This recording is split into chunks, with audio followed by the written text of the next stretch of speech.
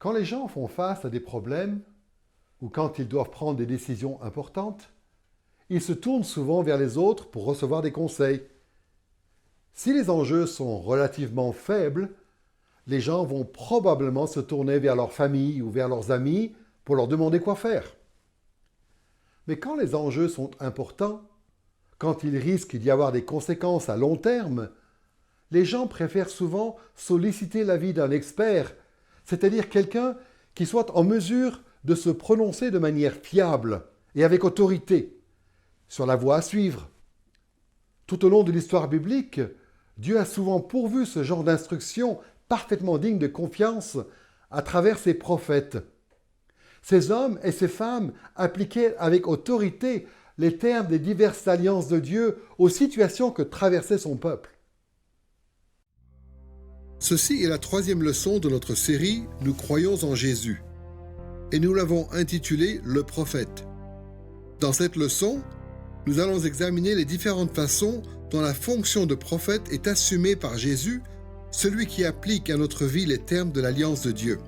Comme on l'a dit dans une leçon précédente, il y a 3 offices que Dieu a institués dans l'Ancien Testament et au travers desquels il administrait son royaume.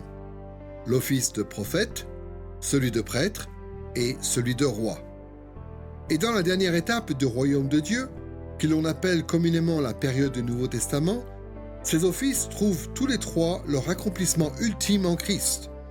Par conséquent, le fait d'étudier l'importance et la fonction de ces offices au fil de l'histoire peut nous aider à comprendre, d'une part, la façon dont le royaume de Dieu est aujourd'hui administré par Jésus, et d'autre part, les bienfaits et les devoirs qui sont ceux de ses disciples.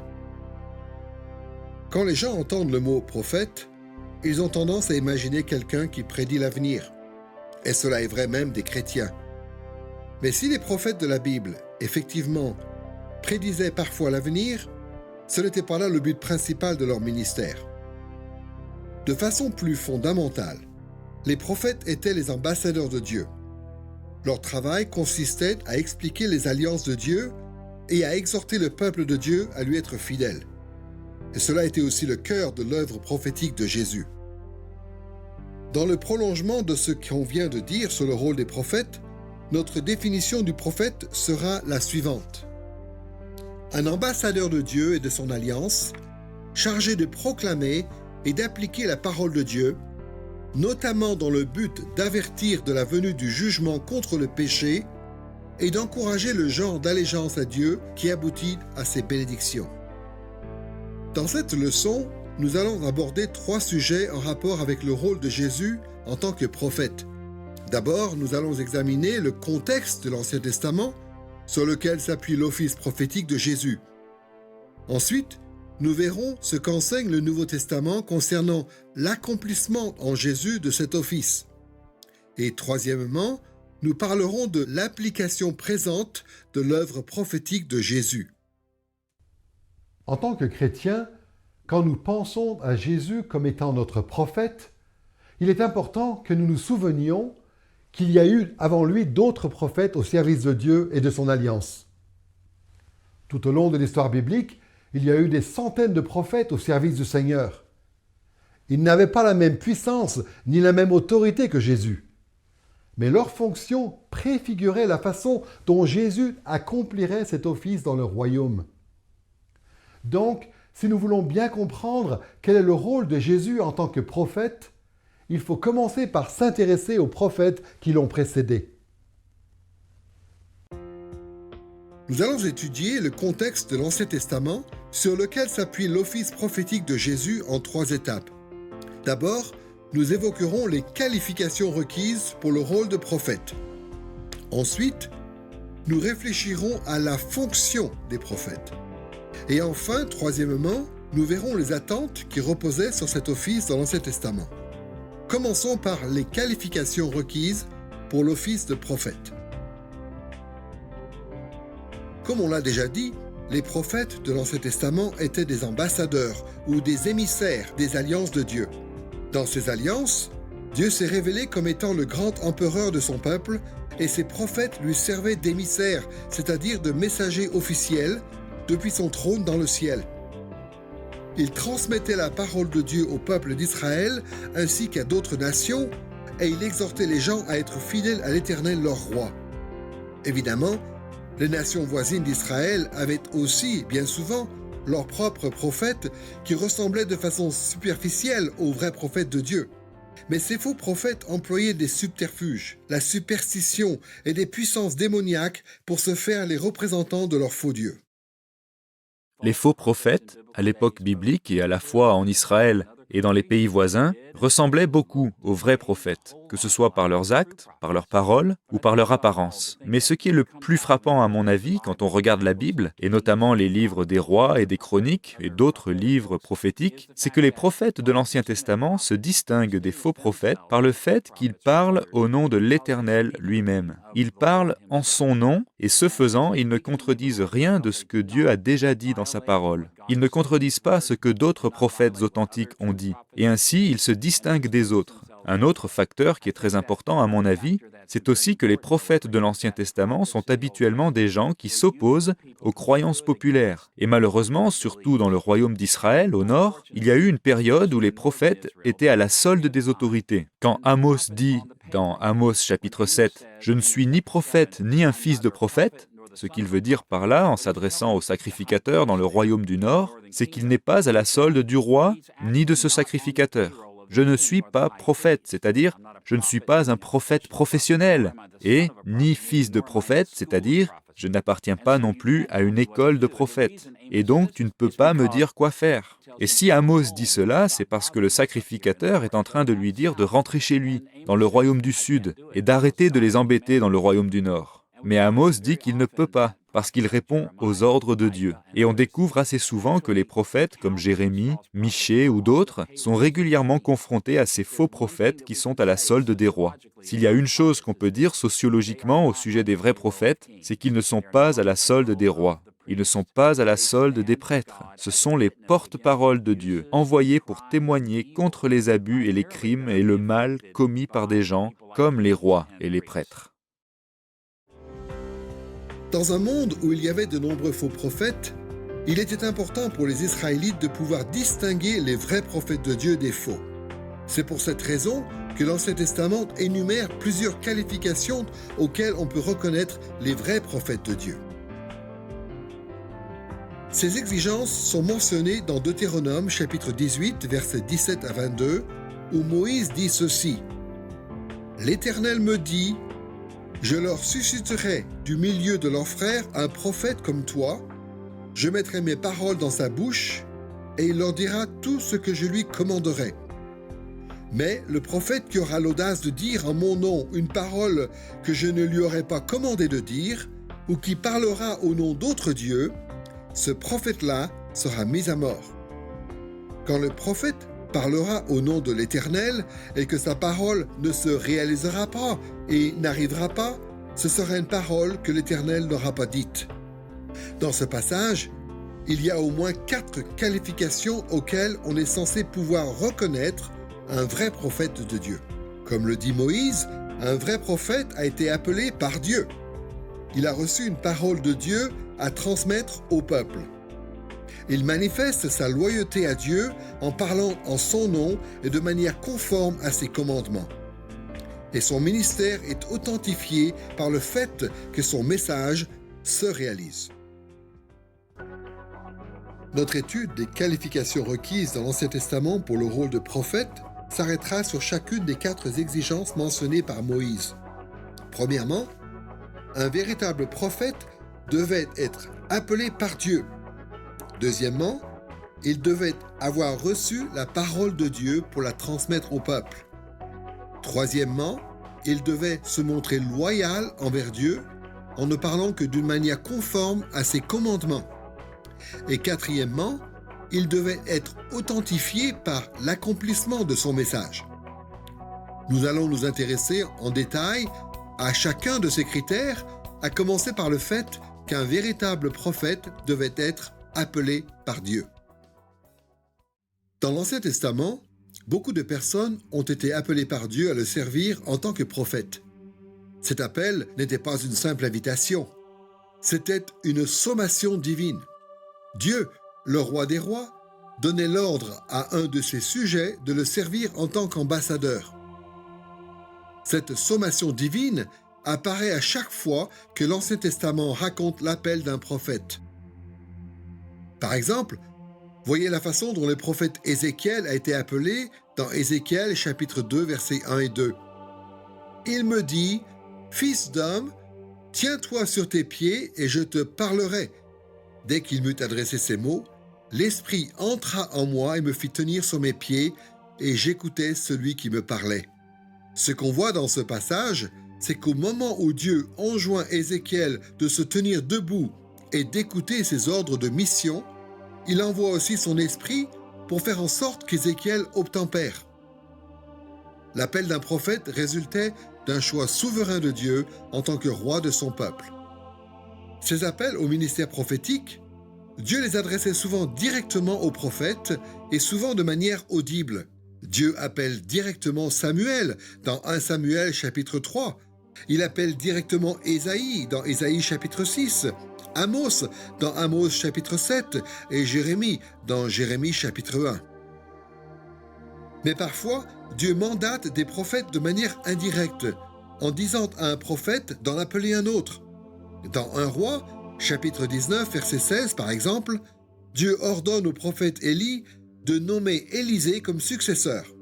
Cette forme de délégation permet de mieux comprendre ce que sont les fils des prophètes ou la troupe des prophètes dont il est question dans des passages comme 1 Roi chapitre 20 et 2 Rois chapitre 2.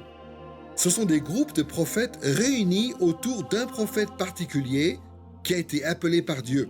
Mais dans tous les cas, que l'appel du prophète vienne directement de Dieu ou qu'il vienne à travers un serviteur de Dieu dûment mandaté, cet appel, en fin de compte, est une initiative de Dieu.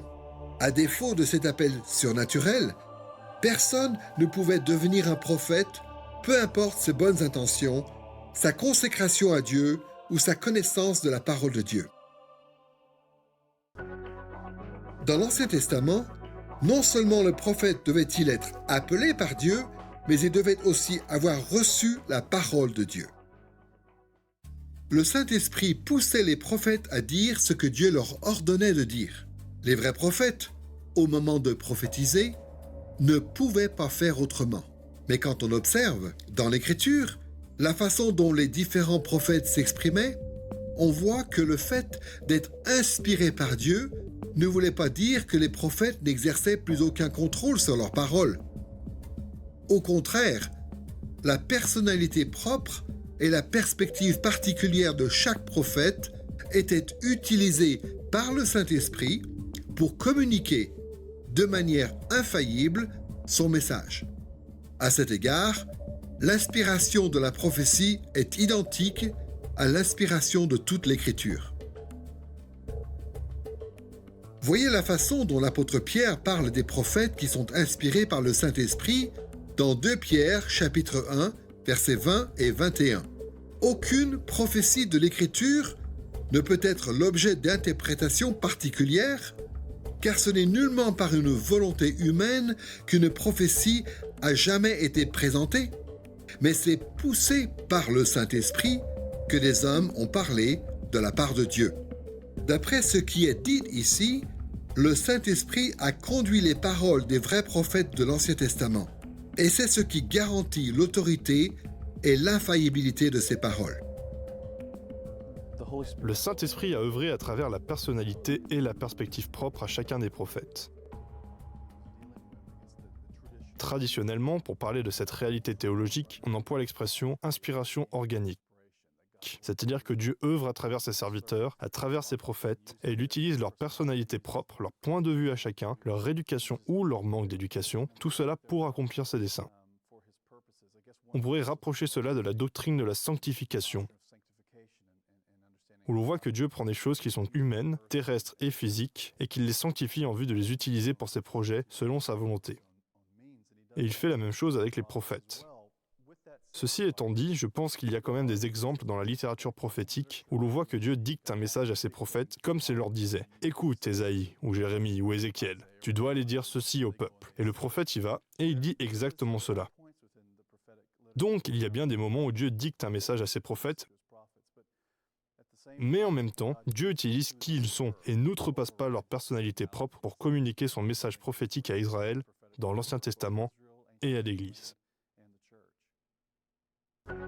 La troisième qualification pour le rôle de prophète dans l'Ancien Testament consistait à se montrer loyal envers Dieu en s'assurant que les prophéties étaient conformes à sa loi. Les prophètes ne répétaient donc pas simplement ce que Dieu leur dictait, mais en même temps, le Saint-Esprit ne leur donnait pas non plus la liberté de dire tout ce qui leur plaisait. Non seulement les prophètes devaient-ils communiquer fidèlement le message que Dieu leur avait ordonné de communiquer, mais ils devaient aussi s'assurer que les prophéties s'accordaient avec ce que Dieu avait déjà révélé, et notamment avec ce qui avait été consigné dans les Écritures.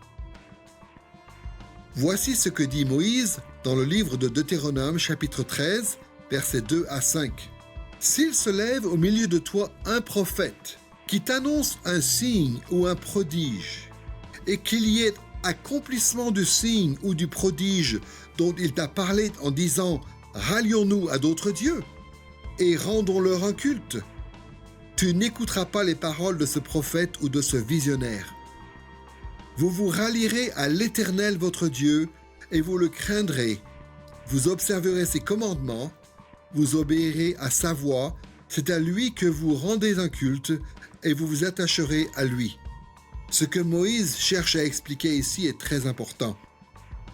Même si un prophète est capable d'opérer des miracles et de prédire l'avenir, il faut le rejeter si ses instructions entrent en contradiction avec les commandements de Dieu. On trouve la même idée dans Lamentations chapitre 2, versets 13 et 14, où Jérémie déplore le fait que de faux prophètes en Israël ont trompé le peuple et l'ont fait dévier. Jérémie dit que ces prophètes n'ont pas mis à nu la faute d'Israël, c'est-à-dire qu'ils ont approuvé la façon dont le peuple avait enfreint la loi de Dieu. Au lieu de rappeler au peuple les exigences de l'alliance de Dieu, ils ont encouragé la désobéissance. Et ce faisant, ils ont prouvé qu'ils étaient de faux prophètes. Enfin, quatrièmement, un vrai prophète dans l'Ancien Testament devait être authentifié par l'accomplissement de ses prophéties. Autrement dit, les prédictions des prophètes devaient se réaliser.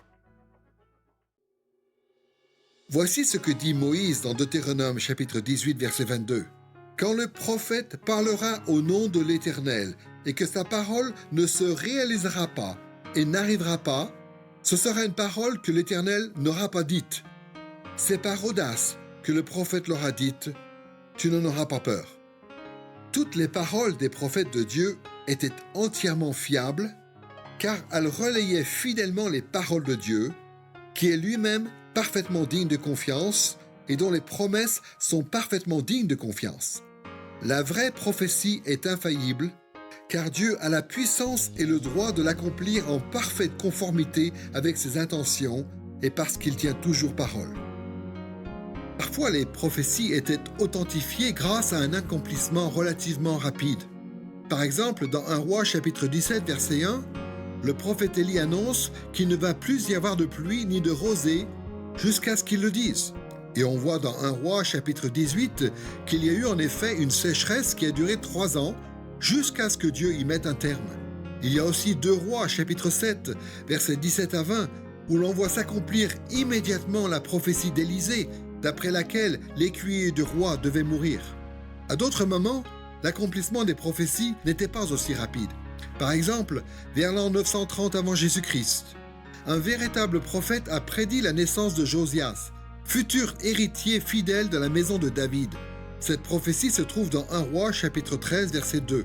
Mais l'enfant Josias n'est pas né avant l'an 630 avant Jésus-Christ, c'est-à-dire pratiquement 300 ans après la prophétie, comme on le voit dans 2 Rois chapitre 22 verset 1. Et les prophéties concernant la naissance de Jésus ont pris encore plus de temps pour se réaliser. Il nous faut ouvrir une parenthèse à ce stade pour mentionner le fait que parfois, même les paroles des vrais prophètes ne s'accomplissaient pas précisément comme elles avaient été formulées. Mais comment l'expliquer, étant donné ce que Moïse a enseigné sur ce sujet? Pour pouvoir répondre à cette question, il est important de se rendre compte que lorsque l'on lit les prophéties de l'Ancien Testament, on en a parfois une appréciation qui n'est pas tout à fait juste. Beaucoup de gens pensent que les prophètes prédisaient l'avenir en décrivant des événements futurs de manière très précise. Mais en réalité, ce n'était pas toujours le cas. Généralement, le discours des prophètes consiste tantôt à avertir de la venue de malédictions, au cas où le peuple s'obstinerait dans le péché, tantôt à annoncer les bénédictions qui viendraient au cas où le peuple se comporterait de manière fidèle. Le but de ces prophéties était de motiver le peuple à se repentir de ses péchés et à persévérer dans la fidélité à Dieu et à son alliance.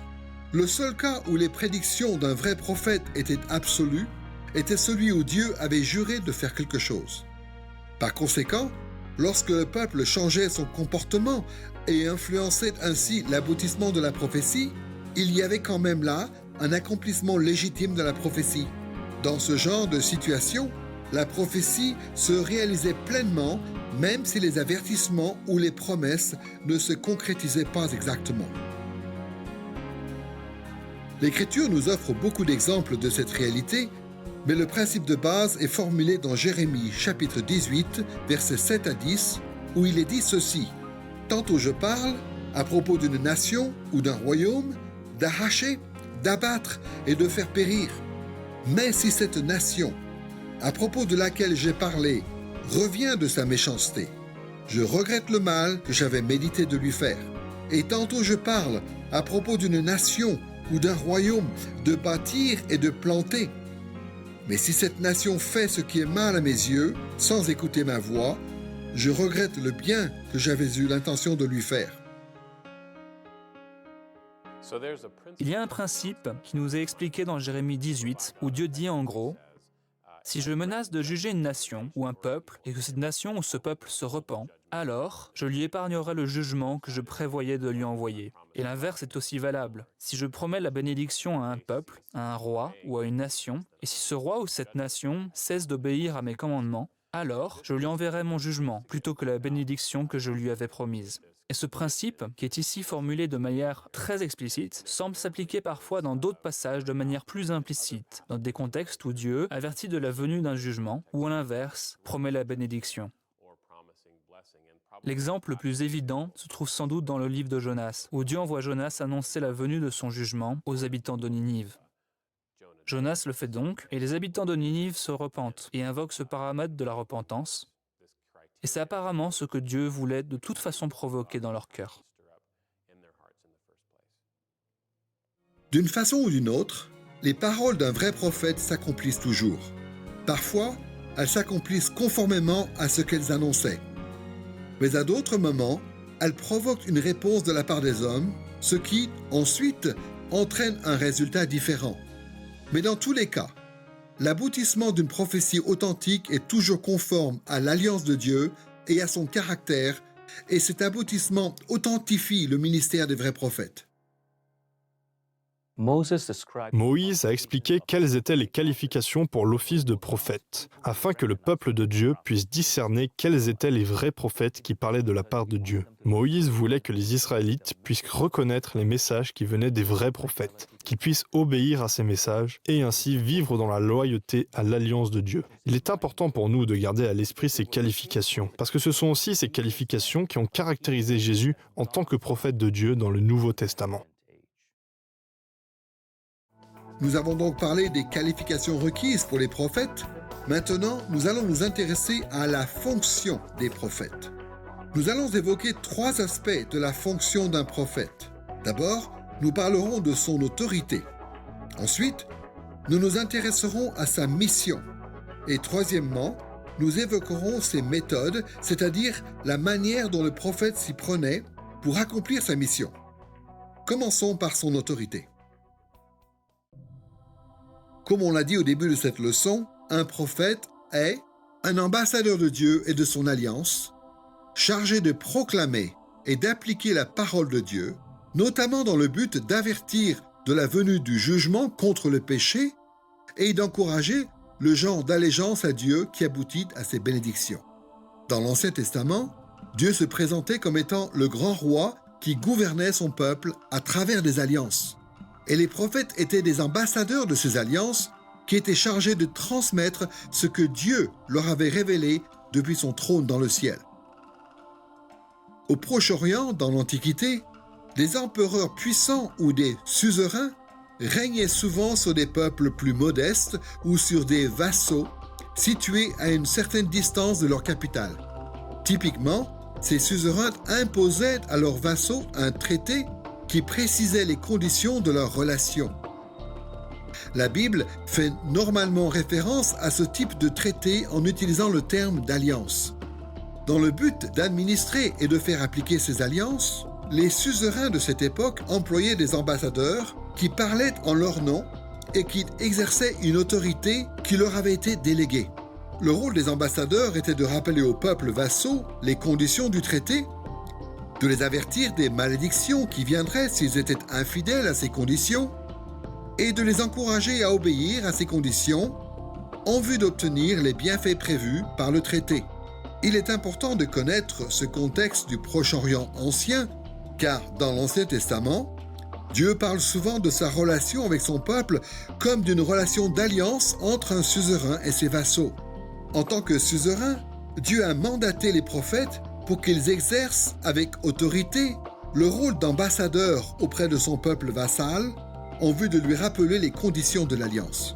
Puisque les prophètes étaient les ambassadeurs de Dieu, leurs paroles devaient être reçues comme si Dieu lui-même les avait prononcées.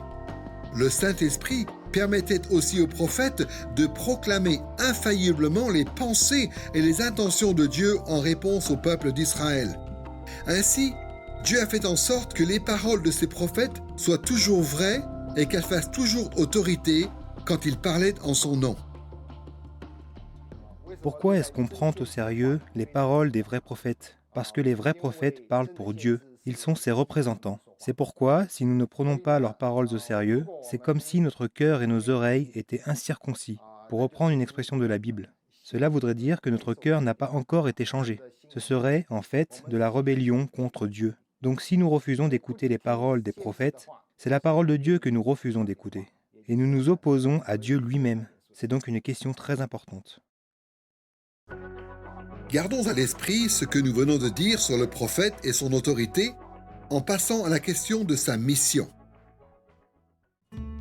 Pour bien comprendre quelle était la mission d'un prophète, regardons de nouveau la relation qui existait entre les suzerains et leurs vassaux au Proche-Orient à l'époque de l'Antiquité.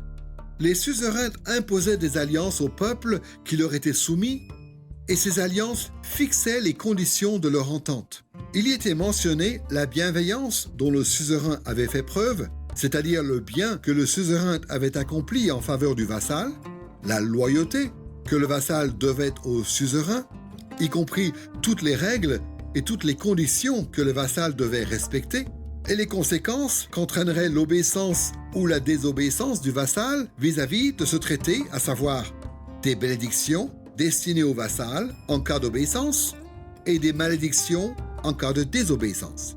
Il y avait donc une dynamique très similaire dans la relation d'alliance entre Dieu et son peuple. Et en tant qu'ambassadeurs de l'alliance de Dieu, les prophètes avaient pour mission de rappeler au peuple de Dieu les termes de l'alliance, ce qui veut dire que tantôt ils menaçaient le peuple de jugement, tantôt ils lui promettaient la bénédiction pour l'encourager à demeurer fidèle à l'alliance. Quand les Israélites étaient en bons termes avec Dieu, les prophètes leur rappelaient quelles étaient les conséquences de leurs actes pour les encourager à persévérer dans la fidélité. C'est quelque chose que l'on voit par exemple dans Jérémie chapitre 7, versets 5 à 7, chapitre 21, verset 12 et chapitre 22, versets 4 et 5.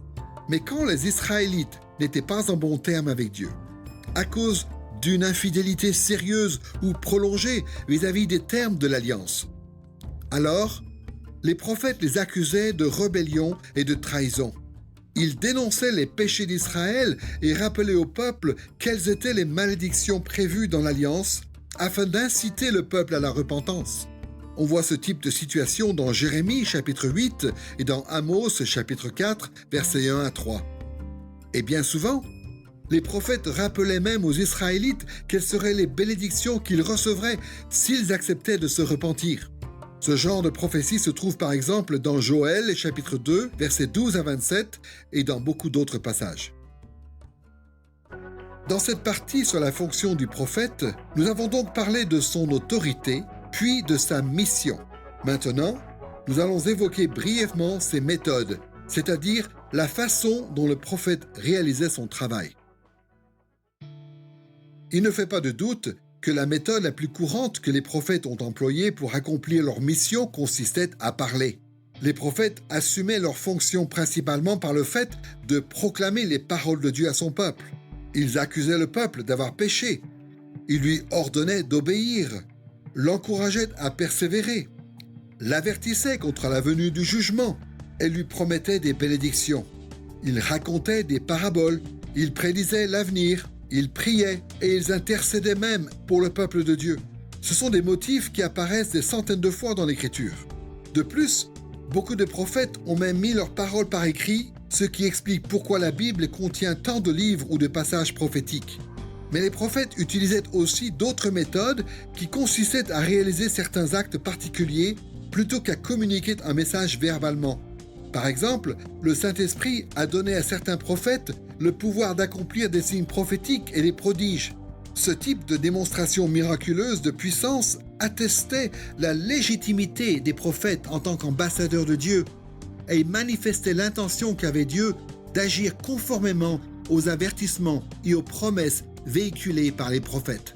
À titre d'exemple, le prophète Moïse a annoncé la venue de Dieu aussi bien aux Israélites qu'aux Égyptiens, et ses paroles ont été appuyées par d'innombrables signes et prodiges, comme les 10 plaies qui se sont abattues sur l'Égypte, ou les eaux de la mer des Joncs qui se sont fondues, ou tous les autres miracles qui sont racontés dans le livre de l'Exode, du Lévitique et des Nombres. Ces choses qui ont été accomplies par la puissance du Saint-Esprit prouvaient que Moïse était un vrai prophète et servaient aussi à inciter les Égyptiens, tout comme les Israélites, à se fier à ses paroles. Le ministère du prophète Élie et celui du prophète Élisée étaient caractérisés par de nombreux miracles, comme on le voit dans 1 Roi chapitre 17 jusqu'à 2 Rois chapitre 13. Le prophète Samuel, lui aussi, a accompli des miracles. Par exemple, il a fait venir le tonnerre et la pluie dans 1 Samuel chapitre 12. Et dans 1 Roi chapitre 13, il y a un prophète anonyme qui réalise lui aussi un signe miraculeux en paralysant la main du roi Jéroboam.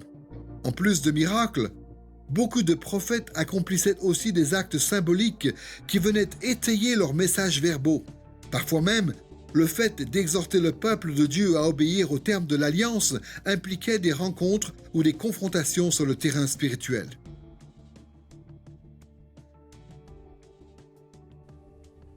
En considérant les prophètes comme étant des émissaires de l'Alliance de Dieu, on voit clairement que les menaces de malédiction et les promesses de bénédiction que contient la Bible sont toutes fondées sur la relation d'alliance qui existe entre Dieu et son peuple. Dieu n'est pas capricieux dans la façon dont il traite son peuple. Il n'agit pas envers lui de façon complètement arbitraire et imprévisible. Au contraire, Dieu respecte les termes de son alliance et ces termes ne sont un secret pour personne. Dans sa grâce, Dieu nous a donné sa loi et il nous a envoyé des ambassadeurs pour nous montrer comment appliquer sa loi dans les circonstances diverses de notre vie. Dieu fait en sorte que ce soit facile pour son peuple de savoir ce qu'il doit faire, car il veut que nous marchions sous son regard dans la fidélité. Il veut que nous recevions ses bienfaits et il veut que nous participions à son projet pour son royaume. Concernant l'office de prophète, nous avons donc d'abord évoqué les qualifications requises pour ce ministère, puis nous avons parlé de ce qu'était la fonction des prophètes.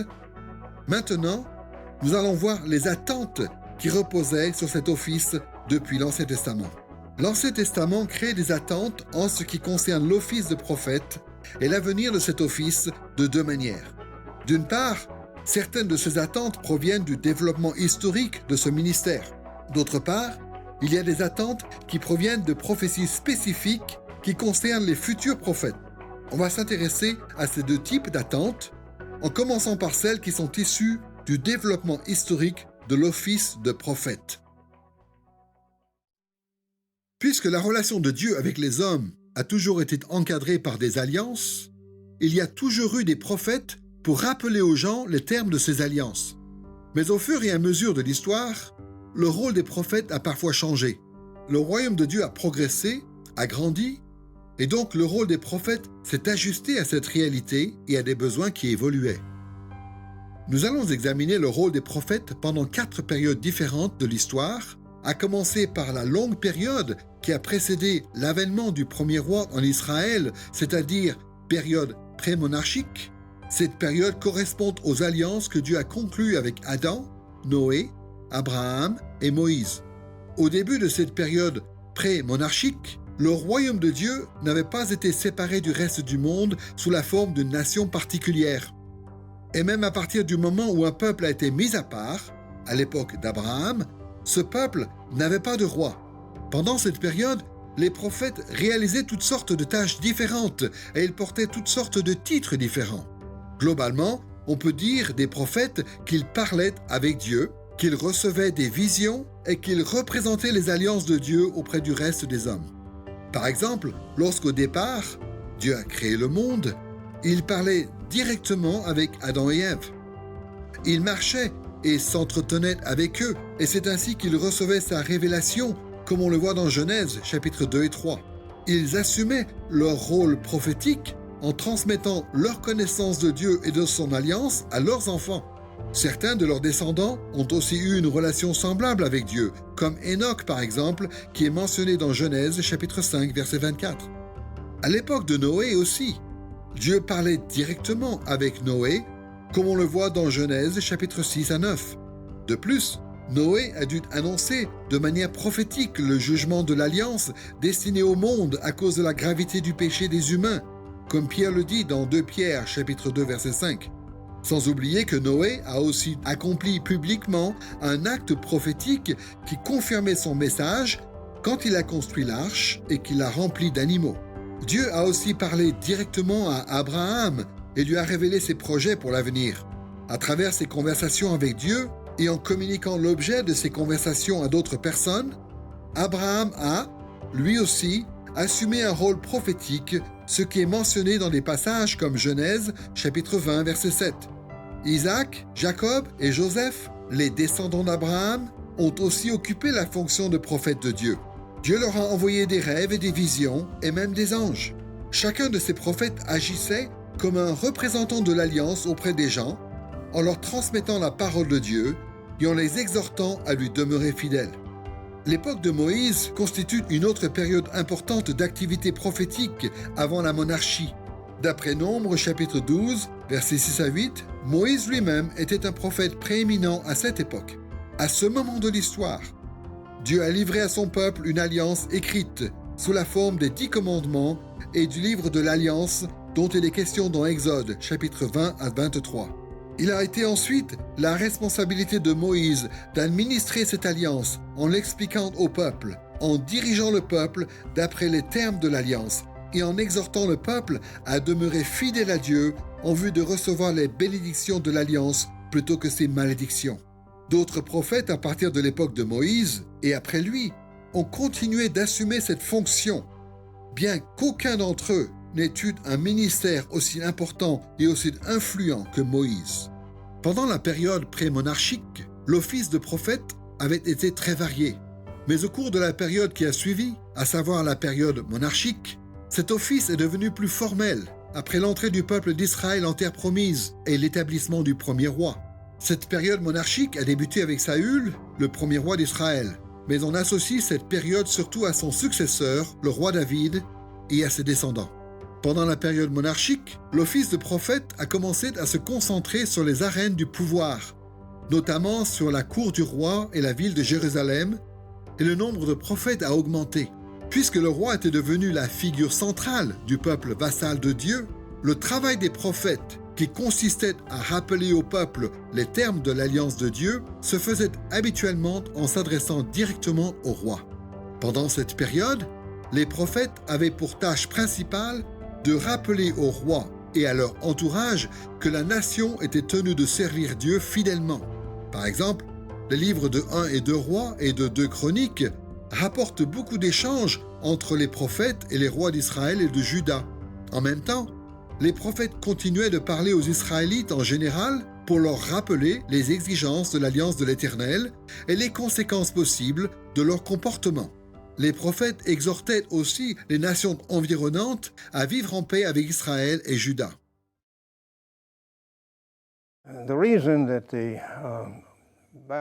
Bien sûr, Israël et Juda étaient à l'origine un seul royaume, mais la Bible les mentionne séparément, en tant que 2 royaumes distincts, parce que le royaume d'origine a été partagé en 2 sous le règne de Roboam, le fils de Salomon.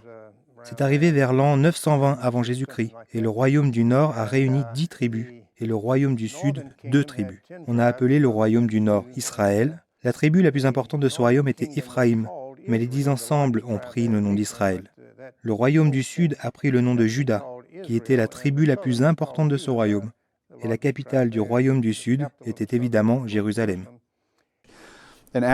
Après l'époque de Salomon, il y a eu un schisme entre le royaume du Nord et celui du Sud. Le royaume du Nord a pris le nom d'Israël et il avait son propre lieu de culte principal. Et le royaume du Sud a pris le nom de Juda. Et après le schisme entre les 2 royaumes, on voit souvent les prophètes qui dirigent leur message vers l'un ou l'autre de ces royaumes. Comme Osée, par exemple, qui a été envoyé comme prophète auprès d'Israël, ou Ésaïe, qui l'a été auprès de Juda. Et donc, il y a des ministères prophétiques particuliers attachés à chacun de ces royaumes du Nord et du Sud. Malheureusement, les rois ainsi que les peuples d'Israël et de Juda n'ont pas obéi aux prophètes. Par conséquent, ils ont dû faire l'expérience de la malédiction prévue dans l'Alliance, à savoir la déportation depuis la terre promise, ce qui a marqué le début de la période de l'exil. Le royaume d'Israël, au nord, a subi cet exil en l'an 723 ou 722 avant Jésus-Christ, quand il a été emmené en captivité en Assyrie. Le royaume de Juda, au sud, a subi l'exil en l'an 587 ou 586 avant Jésus-Christ, quand il a été emmené en captivité à Babylone. Même pendant l'exil, l'office de prophète continue d'être dirigé vers les rois du peuple de Dieu. Mais à ce stade de l'histoire, il n'y a plus de roi. Et donc, l'accent est mis sur le rétablissement de la royauté et du royaume au profit du peuple de Dieu. Dans ce but, les prophètes encouragent alors les Israélites à se repentir de leurs péchés et à redevenir fidèles à l'alliance afin que Dieu leur accorde de nouveau les bénédictions de son alliance. Les prophètes proclament aussi au peuple que s'il revient à Dieu, celui-ci le fortifiera pour qu'il parvienne à garder son alliance et qu'il ne tombe pas de nouveau sous le coup de sa malédiction. Dans Jérémie chapitre 31, versets 33 et 34, il est même dit que Dieu va faire en sorte qu'il soit impossible aux Israélites d'enfreindre de nouveau l'alliance, de sorte qu'ils vivront alors avec enthousiasme selon la loi de Dieu. À travers leur ministère, les prophètes espèrent obtenir de Dieu qu'il rétablisse le royaume d'Israël en terre promise, sous le règne d'un héritier fidèle de David. La période de l'exil arrive finalement et partiellement à sa fin et commence alors la période du rétablissement. Cette période post-exilique débute vers l'an 539 ou 538 avant Jésus-Christ. À cette époque, il n'y a toujours pas de roi en Israël ou en Juda, mais Jérusalem et le Temple sont quand même reconstruits et de nombreuses familles retournent vivre en terre promise.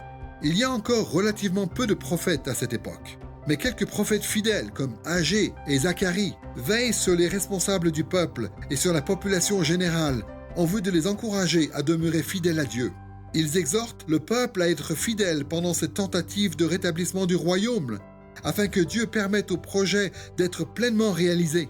Malheureusement, le peuple ne prête pas attention aux avertissements des prophètes et la tentative de rétablissement rencontre des difficultés. Pendant cette période de rétablissement, on s'attend, par rapport au royaume, à ce que Dieu accomplisse les promesses qu'il a faites à David, en remettant un de ses descendants sur le trône d'Israël et de Juda.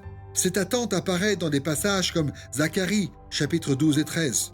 Au début, on a l'espoir que l'obéissance des Israélites incite Dieu à les bénir en retour. Mais en voyant le rétablissement s'éloigner, on commence finalement à espérer que Dieu fasse miséricorde à son peuple en dépit de son péché et qu'il rétablisse le royaume tout simplement pour la gloire de son nom. En retraçant ainsi le développement historique de l'office de prophète, on peut voir que les prophètes ont toujours été les ambassadeurs de Dieu, investis de son autorité et chargés de confronter le peuple au terme de l'alliance. Cette constance dans la nature de l'office de prophète a créé une attente particulière par rapport à tout ministère prophétique futur. En l'occurrence, on pouvait s'attendre à ce que tout nouveau prophète de Dieu soit lui aussi un émissaire de Dieu, investi de l'autorité de Dieu et chargé de rappeler au peuple la bienveillance de Dieu envers lui, la loyauté que Dieu exige de lui et les bénédictions et les malédictions qui peuvent venir par voie de conséquences. Mais d'autres attentes étaient nées de l'évolution de l'office de prophète au fil du temps. Au début, les prophètes de Dieu n'étaient pas aussi clairement associés au roi. Mais après l'établissement de la monarchie en Israël, on voit que le rôle des prophètes est devenu lié à celui des rois, et qu'à chaque fois qu'il y avait des changements importants qui touchaient l'office de roi, ces changements avaient des répercussions sur l'office de prophète. Ce constat montre que les attentes qui reposent sur l'office de prophète dans le Nouveau Testament proviennent principalement de la dernière période de l'histoire de l'Ancien Testament, à savoir la période post-exilique du rétablissement où le peuple de Dieu attend qu'un roi davidique accède de nouveau au trône. On attend notamment des futurs prophètes qu'ils annoncent et qu'ils accomplissent l'avènement du roi messianique et qu'ils introduisent ainsi une période nouvelle caractérisée par la fidélité à l'alliance de Dieu. Concernant le rôle des futurs prophètes, il y avait donc des attentes qui provenaient du développement historique de cet office, mais il y avait aussi d'autres attentes qui reposaient sur des prophéties spécifiques concernant ces futurs prophètes. Il existe trop de prophéties dans l'Ancien Testament qui concernent des futurs prophètes pour que nous puissions toutes les mentionner. Dans l'intérêt de cette leçon, nous allons donc nous limiter à 3 éléments. D'abord, il y a la prophétie faite pendant la période de l'exil, d'après laquelle Dieu va envoyer un prophète particulier qui sera un messager du Seigneur, lui-même annonçant sa venue.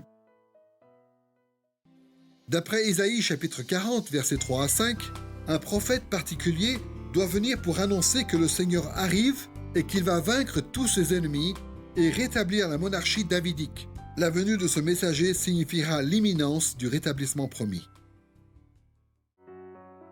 Enfin, le peuple attendait encore la venue d'un prophète comme Moïse, qui conduirait le peuple dans la justice, tout comme Moïse l'avait fait pendant la période pré-monarchique. Souvenons-nous de ce que Dieu a dit à Moïse dans Deutéronome chapitre 18, verset 18. « Je leur susciterai du milieu de leurs frères un prophète comme toi, je mettrai mes paroles dans sa bouche, et il leur dira tout ce que je lui commanderai. » L'Ancien Testament anticipe la venue du Seigneur Jésus-Christ en termes de son œuvre et en termes de son rôle en tant que prophète, prêtre et roi. Deutéronome 18 est un passage très important qui parle d'un prophète qui doit venir, un prophète comme Moïse. Dans le contexte de l'Ancien Testament, être comme Moïse, ça veut dire rencontrer Dieu face à face et recevoir sa révélation de manière tout à fait unique. En fait, Moïse était en quelque sorte le summum du prophète. Au fil des pages de l'Ancien Testament, comme par exemple à la fin de Deutéronome 34, on apprend qu'il n'y a encore jamais eu de prophète comme Moïse. Et cela nous place dans l'attente de la venue de quelqu'un qui sera comme Moïse, et même plus grand que Moïse, qui parlera de la part de Dieu, qui nous transmettra la vérité de Dieu, qui connaîtra personnellement Dieu, et tout cela, on le trouve en la personne du Seigneur Jésus-Christ. C'est ce qu'on voit par exemple dans Jean chapitre 1. Notre Seigneur était avec le Père de toute éternité, et c'est lui qui le fait connaître. C'est ce qu'on voit aussi dans Acte 3, où Jésus est celui qui établit le royaume de Dieu et qui accomplit le plan de Dieu. Jésus est celui qui assume le rôle de Moïse, mais de manière plus complète encore. Et Hébreux 1 en particulier insiste sur le fait que la révélation de Dieu par ses prophètes, y compris par Moïse, culmine en son Fils Jésus-Christ. Dans un sens, le peuple de Dieu s'était toujours attendu à ce que Dieu leur envoie ce prophète comme Moïse. Malheureusement, aucun prophète de l'Ancien Testament n'a été capable d'égaler Moïse en termes de dons spirituels et de manifestations de puissance, ni n'a été capable d'amener le peuple à pleinement recevoir les bénédictions de l'Alliance. Mais pendant la période du rétablissement, un espoir est apparu de nouveau. L'espoir que Dieu était sur le point d'envoyer ce fameux prophète pour rétablir le royaume. Et troisièmement, on s'attendait à ce que le jour où le royaume serait pleinement rétabli, il y ait aussi un rétablissement de la prophétie. Les faux prophètes disparaîtraient du pays et le nombre de vrais prophètes augmenterait. C'est ce qu'écrit le prophète Zacharie au chapitre 13, verset 2 de son livre. « En ce jour-là, oracle de l'Éternel des armées, je retrancherai du pays les noms des idoles, afin qu'on ne s'en souvienne plus. J'ôterai aussi du pays les prophètes et l'esprit d'impureté. » De plus, les gens attendaient encore l'accomplissement de la prophétie de Joël, qui parlait d'une multiplication du nombre des vrais prophètes de Dieu au jour où Dieu amènerait la pleine réalisation des bénédictions de l'Alliance. Voici ce que Joël a prophétisé dans Joël chapitre 3, versets 1 et 2. « Après cela, je répandrai mon esprit sur toute chair. Vos fils et vos filles prophétiseront. Vos anciens auront des songes et vos jeunes gens des visions. Même sur les serviteurs et sur les servantes, en ces jours-là, je répandrai mon esprit. » Ces jours-là, auxquels Joël fait aussi référence, en employant l'expression « après cela », représentent les derniers jours, la période où Dieu va pleinement établir son royaume sur toute la terre et déverser sa bénédiction ultime sur son peuple. La capacité de prophétiser allait donc être très répandue à cette époque parmi les membres fidèles du peuple de Dieu. Ils défendraient tous l'alliance de Dieu et ils s'encourageraient tous mutuellement à adorer Dieu. À la fin de l'Ancien Testament, le peuple d'Israël est désordonné et il y a peu d'espoir que le royaume soit rapidement rétabli. Pourtant, les fidèles en Israël demeuraient convaincus que Dieu allait un jour réaliser toutes les attentes millénaires relatives à son royaume et qu'il le ferait notamment par le moyen de l'office de prophète. Et comme on va le voir, c'est exactement ce qui s'est passé à travers le ministère de Jésus. Nous avons donc examiné le contexte de l'Ancien Testament pour ce qui concerne les tâches et les responsabilités que Dieu avait confiées à ses prophètes. Maintenant, nous pouvons passer à la deuxième partie de cette leçon, à savoir l'accomplissement en Jésus de cet office prophétique. Il est clair, d'après le Nouveau Testament, que Jésus est le prophète ultime de Dieu. Il est parfaitement qualifié pour servir comme ambassadeur de l'Alliance de Dieu, étant investi de l'autorité de Dieu. Il assume parfaitement les fonctions de cet office. Et en lui, toutes les attentes issues de l'Ancien Testament se réalisent. Pour parler de la façon dont Jésus accomplit l'office de prophète, nous allons utiliser les mêmes catégories que celles que nous avons déjà utilisées pour décrire les prophètes de l'Ancien Testament et leur mission, à savoir les qualifications, la fonction et les attentes qui étaient relatives à leur office. Voyons pour commencer en quoi Jésus a les qualifications d'un prophète. Comme on l'a déjà vu, il y avait 4 qualifications auxquelles on pouvait reconnaître un vrai prophète de Dieu. Un véritable prophète devait être appelé par Dieu. Il devait avoir reçu la parole de Dieu pour la transmettre au peuple. Il devait se montrer loyal envers Dieu et ne parlant que de manière conforme à ses commandements. Et il devait être authentifié par l'accomplissement de son message. Comme on va le voir, Jésus remplit ces 4 conditions. D'abord, être appelé par Dieu. Jésus a été spécifiquement appelé par Dieu pour être son prophète. On le voit clairement dans les événements qui ont entouré sa naissance, son baptême et sa transfiguration. Pour commencer, voici ce que proclame le prophète Siméon après la naissance de Jésus dans Luc, chapitre 2, versets 30 à 35. « Mes yeux ont vu ton salut que tu as préparé devant tous les peuples, lumière pour éclairer les nations et gloire de ton peuple Israël. Cet enfant est là comme un signe qui provoquera la contradiction afin que les pensées de beaucoup de cœurs soient révélées. » Siméon est en train de dire, dès la naissance de Jésus, que celui-ci est appelé à être, de manière prophétique, une révélation et un signe pour son peuple. De plus, à l'occasion de son baptême, Jésus est présenté comme un prophète à la fois par Dieu le Père et par le Saint-Esprit. Dans Matthieu chapitre 3 et 4, dans Marc chapitre 1 et dans Luc chapitre 3 et 4, Dieu le Père parle de façon audible et le Saint-Esprit apparaît sous la forme d'une colombe pour montrer que Jésus est le Fils de Dieu et qu'il a été appelé à exercer un ministère particulier. Dans tous ces passages, le baptême de Jésus le met à part pour l'exercice de son ministère public qui consistera à proclamer le message prophétique de la repentance et de la venue du royaume de Dieu. Mais l'événement qui montre peut-être le plus clairement que Jésus est un prophète est sans doute la transfiguration qui est décrite ainsi dans Matthieu chapitre 17, versets 2 et 3. Le visage de Jésus resplendit comme le soleil et ses vêtements devinrent blancs comme la lumière.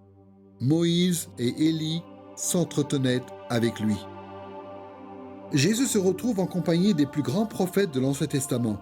Moïse, celui qui a donné la loi et qui est le modèle de tous ceux qui voudraient transmettre la parole de Dieu à son peuple.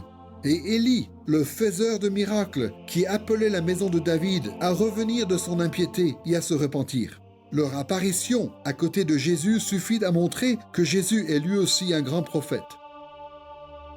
Mais notez bien ce qui se passe ensuite dans Matthieu chapitre 17, versets 4 et 5. Pierre prit la parole et dit à Jésus, « Seigneur, il est bon que nous soyons ici. Si tu le veux, je dresserai ici 3 tentes. » Comme il parlait encore, une nuée lumineuse les enveloppa. Et voici qu'une voix sortit de la nuée qui disait, « Celui-ci est mon Fils bien-aimé, en qui j'ai mis toute mon affection. Écoutez-le. » Dieu ordonne à Pierre et aux autres disciples, non pas d'écouter les 3 prophètes, mais seulement d'écouter Jésus. Ils étaient censés accorder encore plus d'attention à Jésus qu'à Moïse et à Élie. Ainsi, Dieu lui-même a montré que Jésus était le plus grand prophète de tous les temps. Dans le récit de la transfiguration, le fait que Dieu ordonne aux disciples d'écouter Jésus est très intéressant.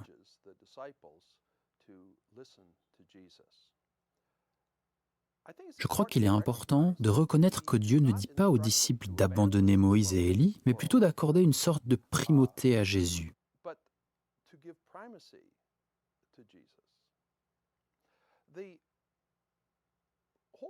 L'idée principale, à mon avis, dans tout ce passage, c'est que Jésus constitue l'apogée de la révélation de Dieu.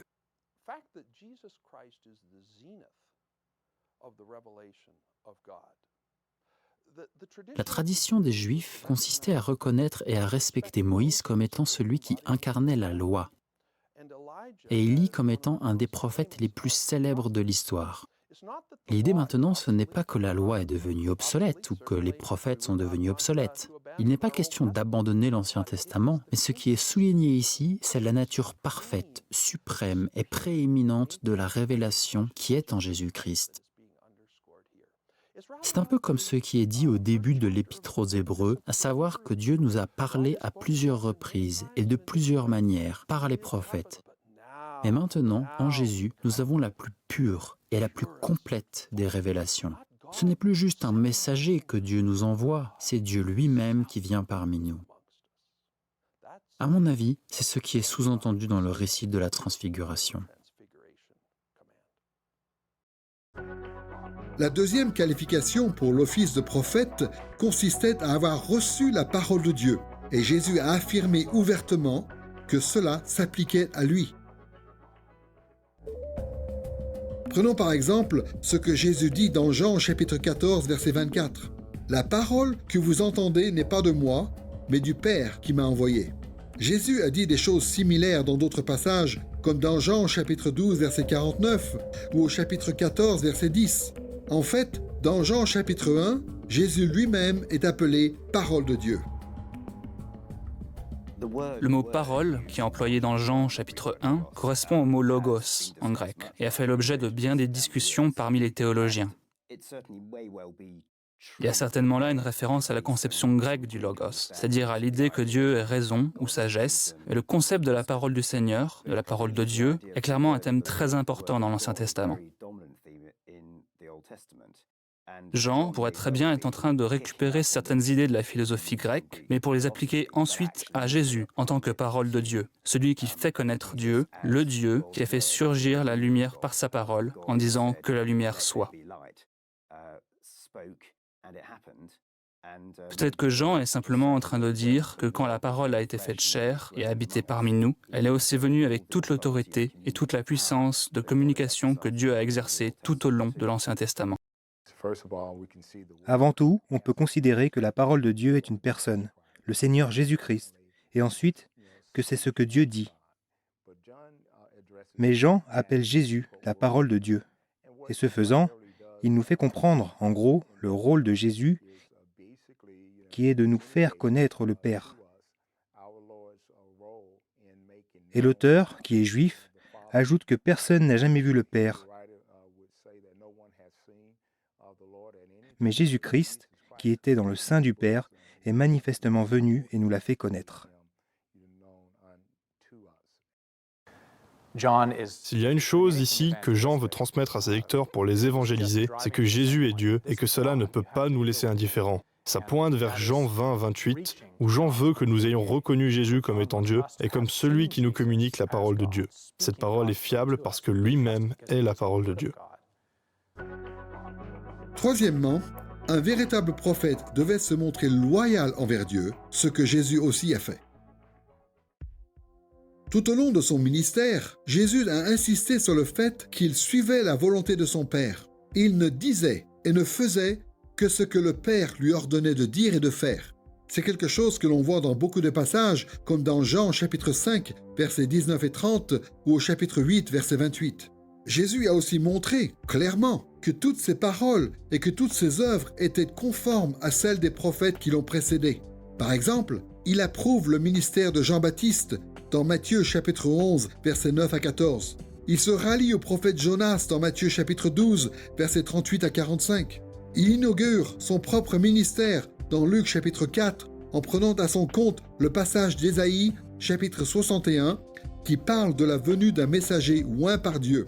En fait, Jésus défend constamment la vérité et la validité de tout l'Ancien Testament. Voici ce qu'il dit dans Matthieu chapitre 5 verset 17. « Ne pensez pas que je sois venu abolir la loi ou les prophètes, je suis venu non pour abolir, mais pour accomplir. » Ainsi, Jésus a montré que tout ce qu'il disait et tout ce qu'il faisait était une démonstration de loyauté totale à Dieu. Enfin, un véritable prophète devait être authentifié par l'accomplissement de son message, et cela s'est aussi appliqué à Jésus. Les évangiles confirment régulièrement le statut de Jésus en tant que prophète authentique en racontant la façon dont ses prophéties se réalisent. Parfois, les paroles de Jésus s'accomplissent immédiatement, comme lorsqu'on le voit contrôler efficacement la nature, réaliser des exorcismes, guérir des malades et même ressusciter des morts. Dans ce type de situation, le climat, les démons, la maladie et même la mort obéissent immédiatement au commandement prophétique et autoritaire de Jésus. Certaines autres de ces prophéties s'accomplissent plus tard, comme lorsque Jésus prédit l'avenir. Par exemple, on trouve ce commentaire dans Jean chapitre 18 verset 9. « C'est afin que s'accomplisse la parole qu'il avait dite, « Je n'ai perdu aucun de ceux que tu m'as donnés. » Dans ce texte, Jean fait référence à quelque chose que Jésus avait dit au cours de sa prière sacerdotale dans Jean chapitre 17 verset 12, où il précise que la parole de Jésus s'est réalisée. Et bien sûr, tout ce que Jésus a dit concernant sa propre mort imminente et sa résurrection s'est aussi accompli, comme on le voit dans des passages comme Matthieu, chapitre 16, verset 21, et chapitre 20, versets 18 et 19, ou comme Jean, chapitre 18, verset 32. À travers ce type d'accomplissement, Jésus s'est révélé être un authentique prophète de Dieu. Mais toutes les prophéties de Jésus ne se sont pas réalisées pendant sa vie sur terre. Un certain nombre d'entre elles concernent l'avenir, et parfois l'avenir lointain. Dans certains cas, l'accomplissement de ces prophéties nous est rapporté par d'autres sources historiques. Voyez par exemple cette prophétie que Jésus a faite dans Luc chapitre 21, versets 5 et 6. Comme quelques-uns disaient du temple qu'il était orné de belles pierres et d'objets apportés en offrande, Jésus dit « Les jours viennent où, de ce que vous voyez, il ne restera pas pierre sur pierre qui ne soit renversé. » Jésus a annoncé que le temple des Juifs serait détruit parce que les Juifs refusaient de se repentir de leurs péchés. Mais le temple était encore bien là lorsque Jésus est mort. Toutefois, il a été détruit quelque temps après, lorsque les Romains ont mis à sac la ville de Jérusalem en l'an 70. Manifestement, toutes les prophéties de Jésus ne sont pas encore accomplies. Par exemple, Jésus n'est pas encore revenu pour parachever le royaume de Dieu. Mais il reviendra. En fait, nous pouvons et nous devrions être parfaitement convaincus du fait que Jésus va un jour réaliser toutes ses promesses. Car dans tous les cas où il nous est possible de confronter ces prophéties à l'Écriture sainte ou à l'histoire, les paroles de Jésus ont toujours été authentifiées par leur accomplissement. Et puisque la parole de Jésus s'est toujours réalisée dans le passé, on peut s'attendre à ce qu'elle se réalise aussi dans l'avenir. Je pense que notre confiance peut venir du fait que si on regarde l'histoire de l'Ancien Testament, on peut voir que Dieu a déjà réalisé ses promesses concernant la première venue du Seigneur Jésus-Christ. Petit à petit, depuis la toute première promesse originelle dans Genèse 3:15 et tout au long de la révélation prophétique que nous avons, Dieu anticipe et annonce l'avènement de son Fils, le Messie. Et tout cela est arrivé. Tout cela s'est accompli il y a maintenant 2000 ans. Et quand Jésus dit ensuite, à la lumière de sa première venue et de son œuvre accomplie, qu'il va revenir, on peut être sûr que cela va arriver. On peut en être sûr parce que Dieu a toujours tenu ses promesses dans le passé. Et donc, il les tiendra aussi dans l'avenir. Nous avons donc vu que Jésus avait toutes les qualifications pour l'office de prophète. Maintenant, voyons la façon dont Jésus a rempli la fonction de cet office. Comme on l'a dit tout au long de cette leçon, un prophète était un ambassadeur de Dieu et de son alliance. Le prophète était chargé d'expliquer la volonté de Dieu à son peuple, d'exhorter le peuple à se repentir de sa rébellion et d'encourager le peuple à servir Dieu fidèlement. Nous avons notamment relevé 3 aspects de la fonction du prophète, son autorité, sa mission et ses méthodes. Pour cette partie de la leçon, nous allons décrire la fonction de Jésus en tant que prophète en faisant le parallèle avec la fonction des prophètes dans l'Ancien Testament. Concernant Jésus, nous allons donc dans un premier temps parler de son autorité en vertu de laquelle il parlait au nom de Dieu. Puis nous parlerons de sa mission qui est semblable à celle des prophètes de l'Ancien Testament. Et troisièmement, nous montrerons que ses méthodes étaient les mêmes que les leurs. Commençons donc par la question de son autorité qui lui permettait de représenter Dieu. Quand on lit le Nouveau Testament, il ne fait pas de doute que Jésus avait l'autorité de parler au nom de son Père. C'est quelque chose que l'on voit clairement dans des passages comme Jean chapitre 17, versets 16 à 19, chapitre 12, versets 49 et 50, et chapitre 14, verset 24. Dans ces passages, Jésus s'exprime avec l'autorité qui lui a été déléguée par Dieu le Père. C'est ce que Jésus dit à la foule à Jérusalem dans Jean chapitre 7, versets 16 à 19. « Mon enseignement n'est pas de moi, mais de celui qui m'a envoyé. Celui dont les paroles viennent de lui-même cherche sa propre gloire, mais celui qui cherche la gloire de celui qui l'a envoyé est vrai, et il n'y a pas d'injustice en lui. » Le fait que Jésus ait reçu son autorité du Père apparaît aussi clairement quand il dit que quiconque le reçoit, reçoit aussi le Père, et quiconque le rejette, rejette aussi le Père. Il y a beaucoup de passages où il est question de cela, comme Matthieu chapitre 10, verset 40, Marc chapitre 9, verset 37, Luc chapitre 9, verset 48, et Jean chapitre 13, verset 20, et chapitre 12, verset 44. Prenons à titre d'exemple ce que Jésus dit dans Luc chapitre 10, verset 16. « Celui qui me rejette, rejette celui qui m'a envoyé. » Tous ceux qui se détournent de la personne et du message de Jésus que Dieu a envoyé avec son autorité reconnaîtra bien un jour l'authenticité de ce message. Malheureusement, il est possible qu'à ce moment-là, il soit trop tard pour y répondre. Voyez la façon dont nous est rapportée cette confrontation entre Jésus et ses adversaires dans Jean chapitre 8, versets 26 à 28. « J'ai à votre sujet beaucoup à dire et à juger, mais celui qui m'a envoyé est vrai, et ce que j'ai entendu de lui, je le dis au monde. » Ils ne comprirent pas qu'il leur parlait du Père. Jésus donc leur dit, « Quand vous aurez élevé le Fils de l'homme, alors vous connaîtrez que je suis et que je ne fais rien de moi-même, mais que je parle selon ce que le Père m'a enseigné. »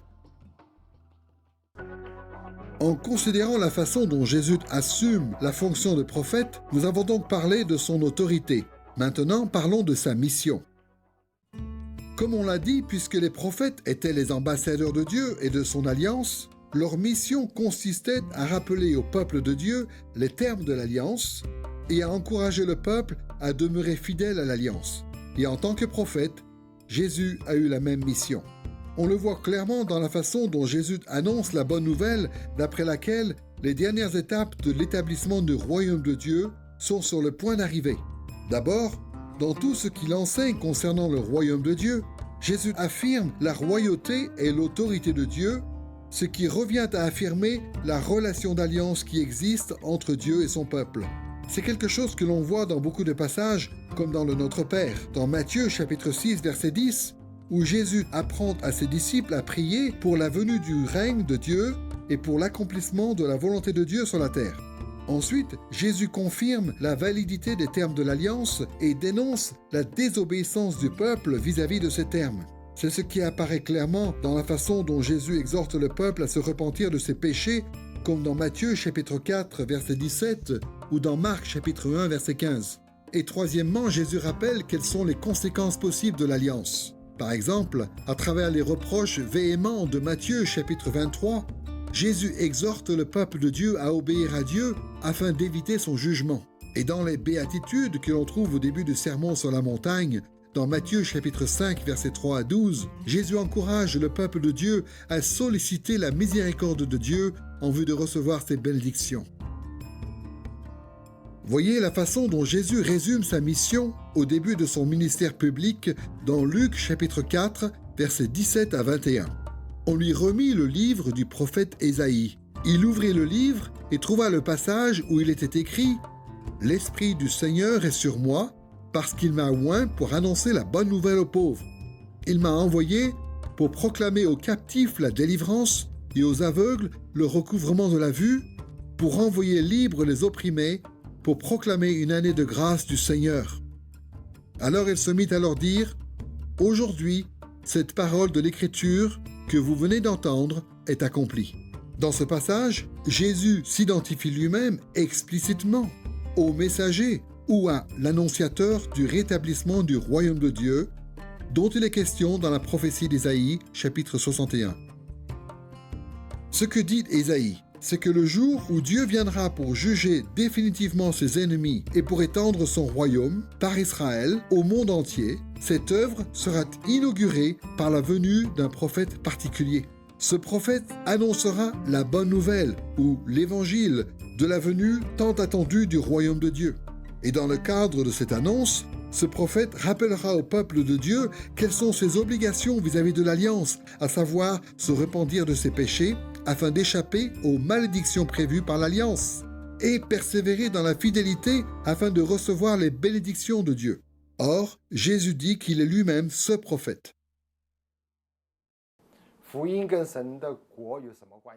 Quel est le rapport entre l'Évangile et le royaume de Dieu ?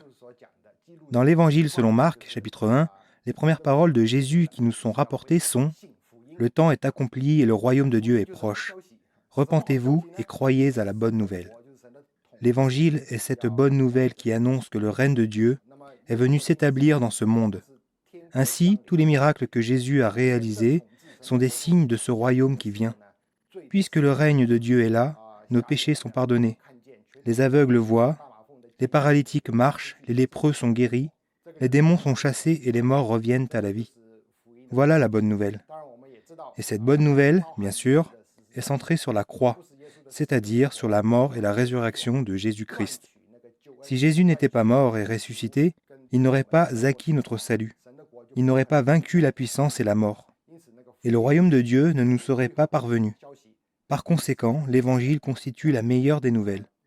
La venue du royaume de Dieu constitue, pour les êtres humains, le plus grand des bienfaits et une source de joie incomparable. Le Nouveau Testament soulève une vraie question. C'est quel est le rapport entre le royaume de Dieu et l'Évangile ? Il faut comprendre que le royaume de Dieu, c'est le règne de Dieu dans le cœur d'hommes et de femmes.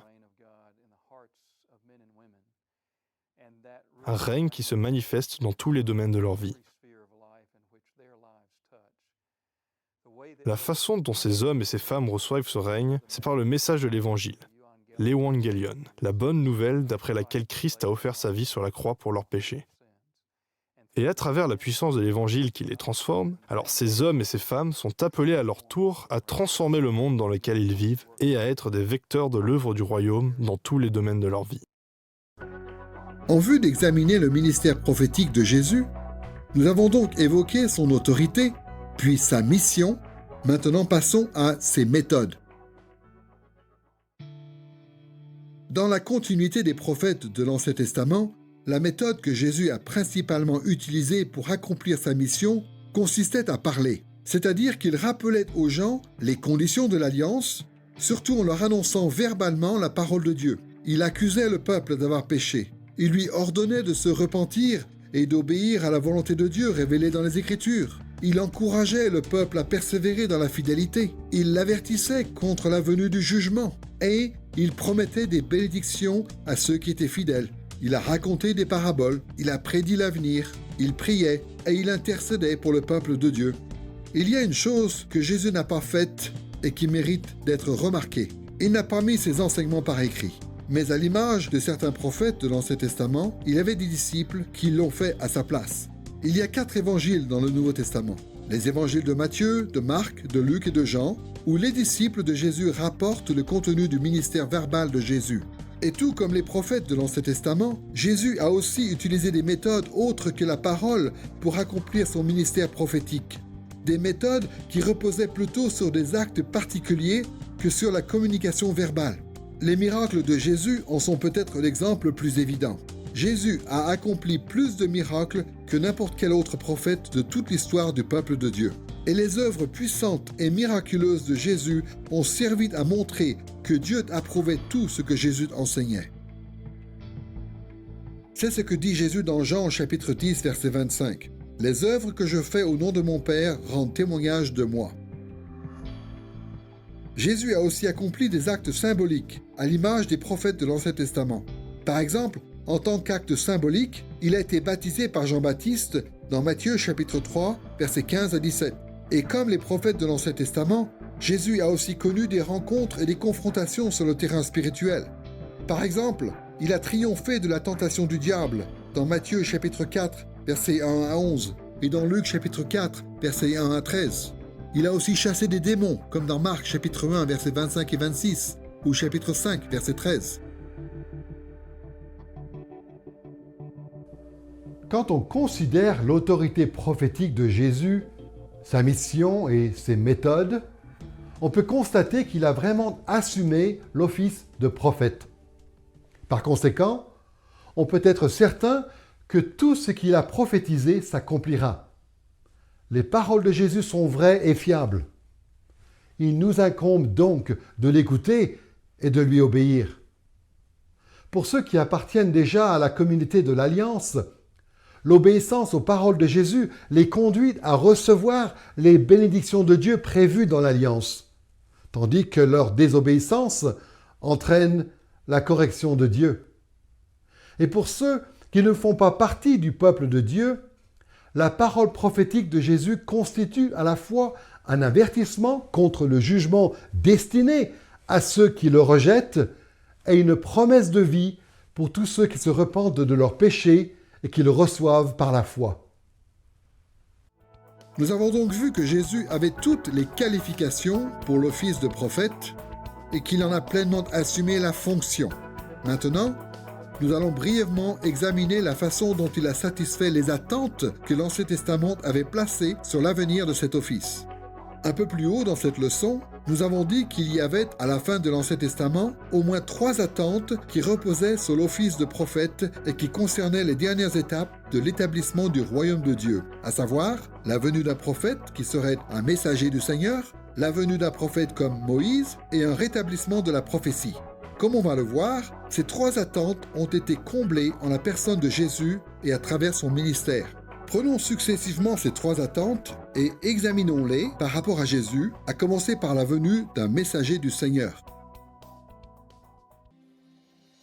La venue de ce messager prophétique avait été prophétisée dans Ésaïe chapitre 40, versets 3 à 5, où il est dit ceci. « une voix crie dans le désert. Ouvrez le chemin du Seigneur, nivelez dans la steppe une route pour notre Dieu. Que toute vallée soit élevée, que toute montagne et toute colline soient abaissées, que les reliefs se changent en terrain plat et les escarpements en vallons. Alors la gloire de l'Éternel sera révélée et toute chair la verra, car la bouche de l'Éternel a parlé. Le prophète particulier dont il est question ici devait annoncer l'arrivée du Seigneur qui, à son tour, vaincrait tous ses ennemis et rétablirait la monarchie davidique. Et en fait, il se trouve que Jésus lui-même était à la fois le Seigneur qui était venu vaincre ses ennemis et le roi qui était l'héritier du trône de David. C'est à travers Jésus que Dieu comptait accomplir toutes les prophéties qui concernaient les derniers jours et la venue du royaume de Dieu.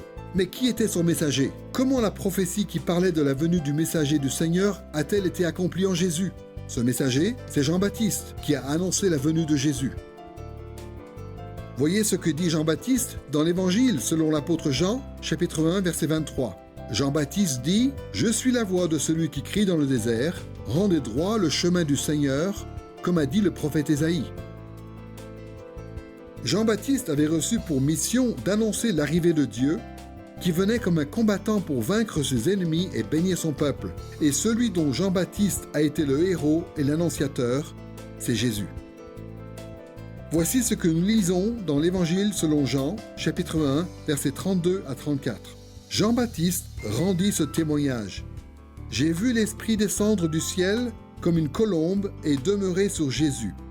Et moi, je ne le connaissais pas, mais celui qui m'a envoyé baptiser d'eau m'a dit « Celui sur qui tu verras l'Esprit descendre et demeurer, c'est lui qui baptise d'Esprit Saint.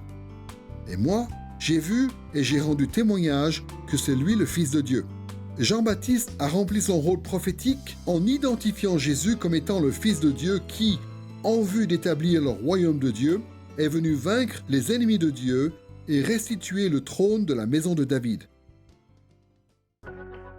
La deuxième attente qui concernait l'avenir de la prophétie et que Jésus a comblée, c'est celle qui projetait la venue d'un prophète comme Moïse.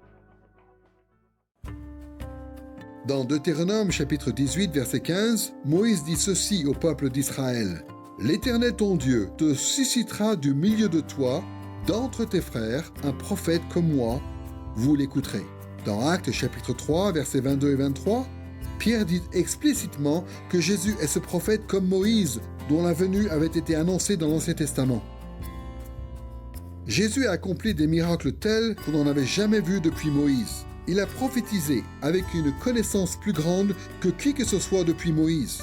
Il avait une relation directe avec Dieu, tout comme Moïse. Et grâce à Jésus, tous ceux qui répondent par la foi à son enseignement prophétique sont comptés comme étant parfaitement obéissants à l'Alliance et peuvent ainsi hériter de toutes les bénédictions du royaume de Dieu.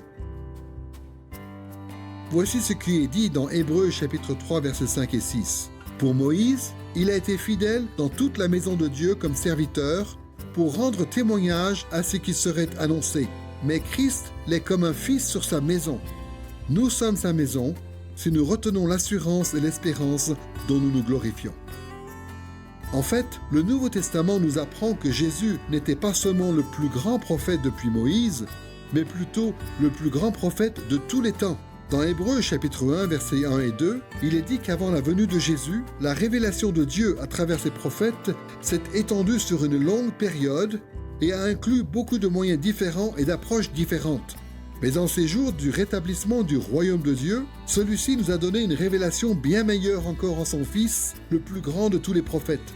Comme on le voit dans Jean chapitre 1, verset 18 et chapitre 14, verset 9, Jésus est la révélation la plus complète et la plus claire qui soit de l'identité du Père, de sa volonté et de son salut. En fait, d'après Jean chapitre 1 verset 14, Jésus est l'incarnation de la parole même de Dieu. La supériorité de la révélation de Jésus par rapport à tous les autres prophètes repose sur le fait que Jésus ne fait pas que proclamer la parole de Dieu. Il est lui-même la parole de Dieu incarnée. Il est la parole de Dieu faite chair. Tous les prophètes qui sont venus avant lui, aussi remarquables qu'ait pu être leur ministère, étaient des porte-paroles de Dieu. Jésus, lui, il vient certes comme un porte-parole de Dieu, certes pour prêcher le royaume de Dieu, pour prêcher la repentance, pour prêcher les commandements de Dieu, mais en vertu de l'incarnation. Jésus représente aussi, en sa personne, l'identité même de Dieu. Donc Jésus vient en tant que prophète, et même en tant que prophète, prêtre et roi, et il remplit chacun de ses rôles pour Israël. Chacun de ses offices s'accomplit en Christ. En tant que prophète, il est celui dont Moïse lui-même a prédit la venue, le fameux prophète comme Moïse. Il met alors un terme à toute autre prophétie. Parce que si Dieu a parlé de façon ultime et définitive par son Fils, c'est parce qu'aucun autre prophète n'était Dieu, et aucun autre prophète ne pouvait être par lui-même le vecteur de la pleine révélation de Dieu. Mais maintenant, voici celui qui est le révélateur en personne, celui qui sait parfaitement qui est Dieu, parce qu'il est Dieu lui-même. Il connaît tous les projets de Dieu, il connaît la sainteté de Dieu, il sait exactement ce qui a besoin d'être fait pour que Dieu soit rendu propice. Il vient donc avec une parfaite connaissance des préoccupations de Dieu et des intérêts de Dieu, puisqu'il est Dieu lui-même. Et donc, la révélation de Christ, en sa personne et par ses paroles, en tant que prophète, nous montre qu'il n'y a plus d'autres questions à se poser que ce que Christ nous a révélé, puisqu'il a la sagesse de savoir ce qui doit être révélé et ce qui ne doit pas l'être. Et sa connaissance est telle qu'il est capable de nous communiquer une vérité absolue, ainsi qu'un exemple absolu à travers ses actes. Il est le prophète parfait. On ne peut pas insister assez sur l'importance du fait que Jésus accomplit l'office de prophète. Jésus est la révélation la plus claire, la plus certaine qui soit, de la volonté de Dieu et de son dessein. Il révèle à la fois les exigences et les promesses de Dieu relatives au rétablissement de son royaume.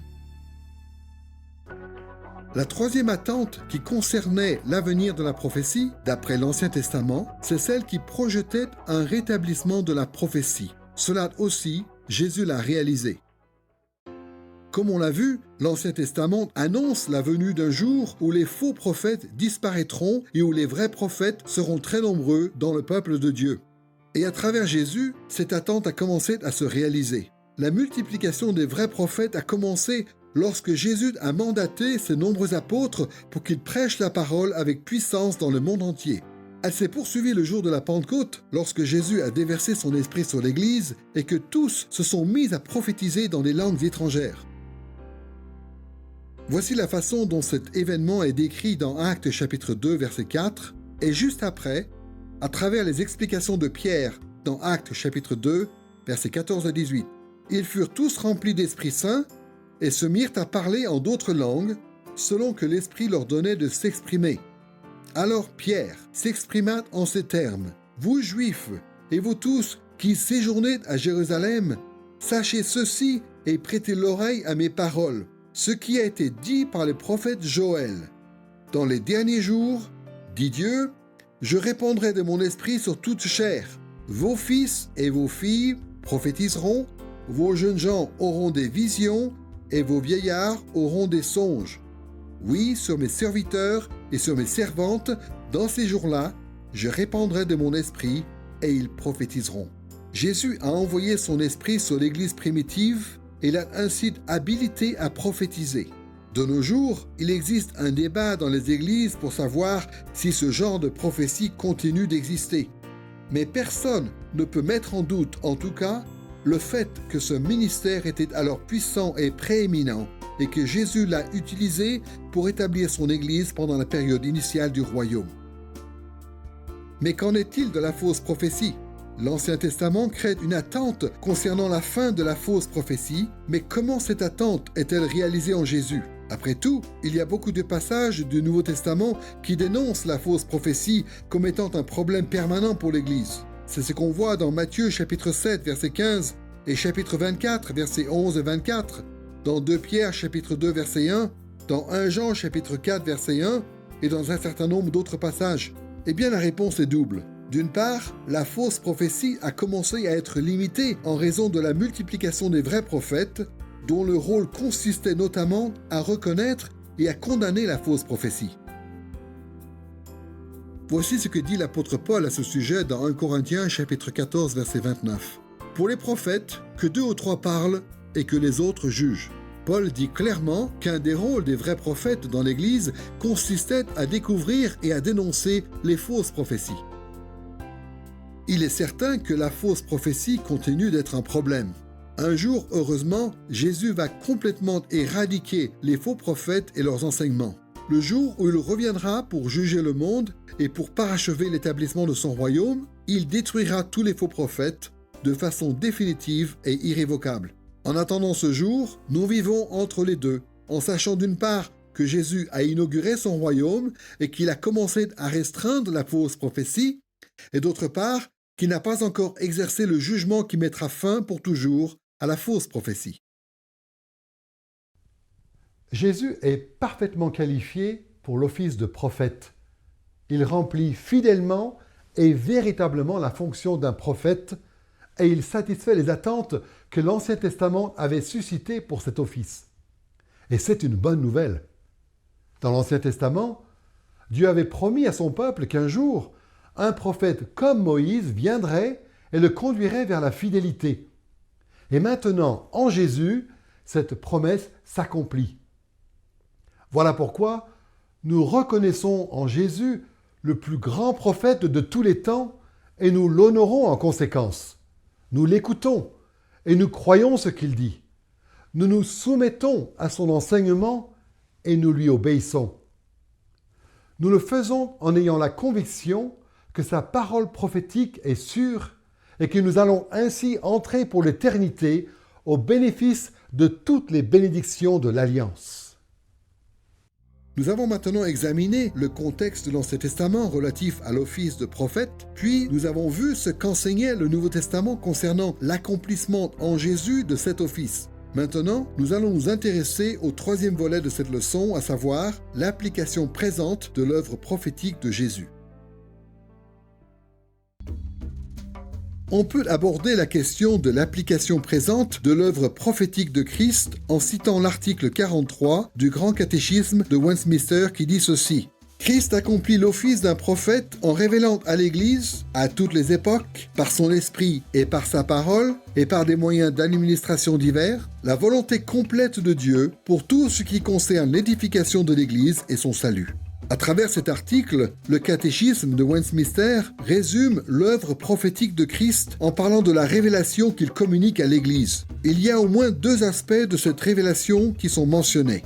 D'abord, il y a la question de l'étendue de la révélation de Christ, à savoir à toutes les époques, par son esprit et par sa parole et par des moyens d'administration divers. Et deuxièmement, il y a ce qui concerne le contenu de la révélation prophétique de Christ, à savoir la volonté complète de Dieu pour tout ce qui concerne l'édification de l'Église et son salut. La façon dont le Grand Catéchisme de Westminster résume cette question est très utile. C'est pourquoi nous allons nous baser dessus pour réfléchir à notre tour à l'application présente de l'œuvre prophétique de Jésus.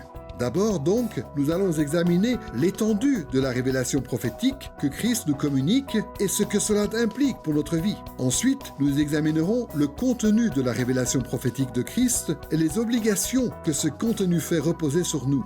Commençons donc par l'étendue de la révélation que nous recevons de Christ, notre prophète.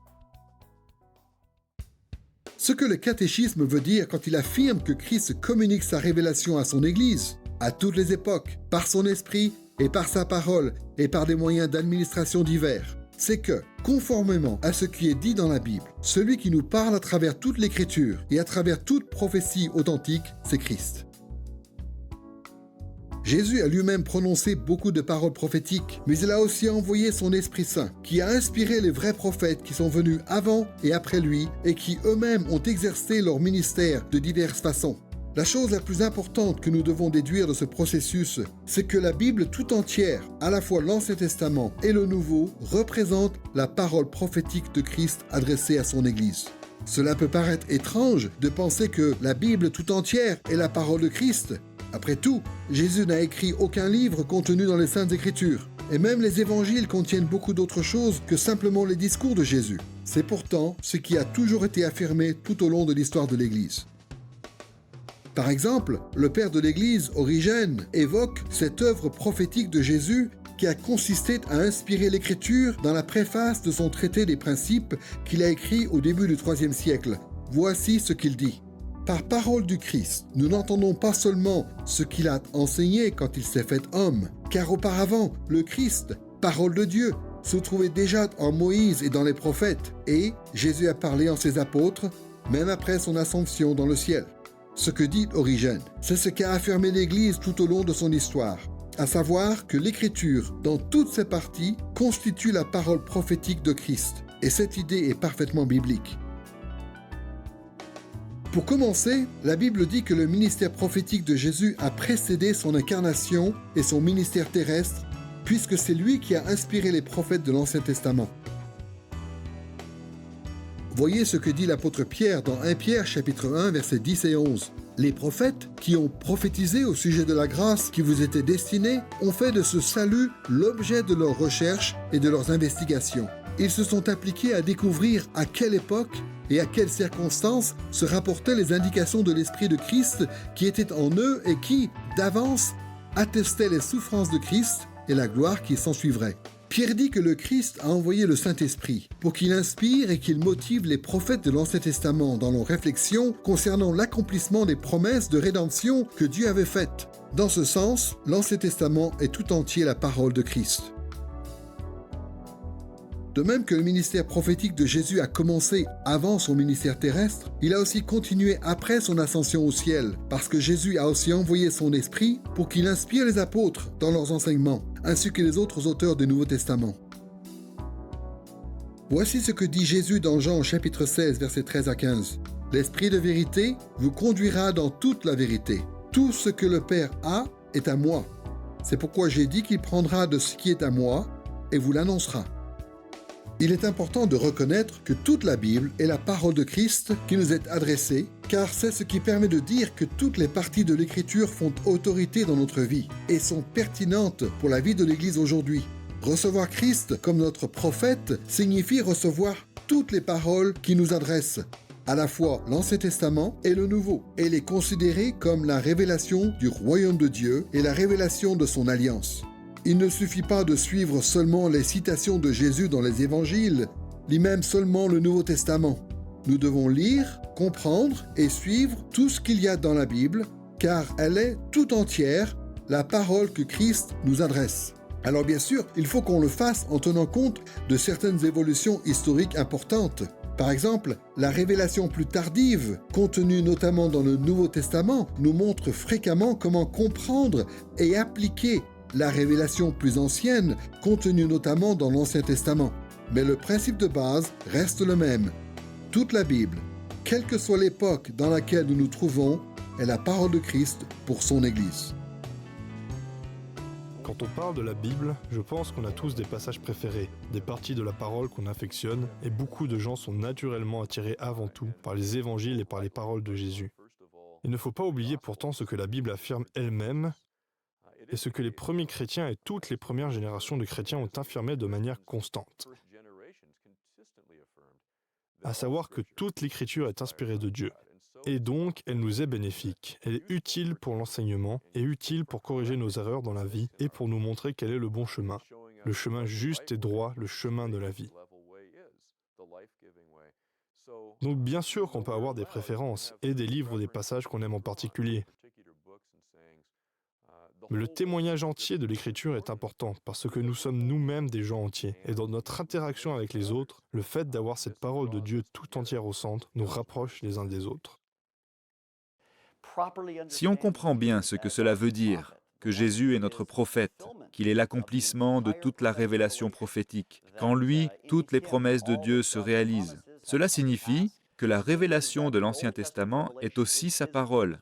Les passages des évangiles où il parle directement sont sa parole. Mais par extension, l'enseignement des apôtres l'est aussi. Ils agissent comme ses émissaires. Ils sont conduits par son esprit pour nous communiquer sa parole et pour nous expliquer qui il est et ce qu'il a fait.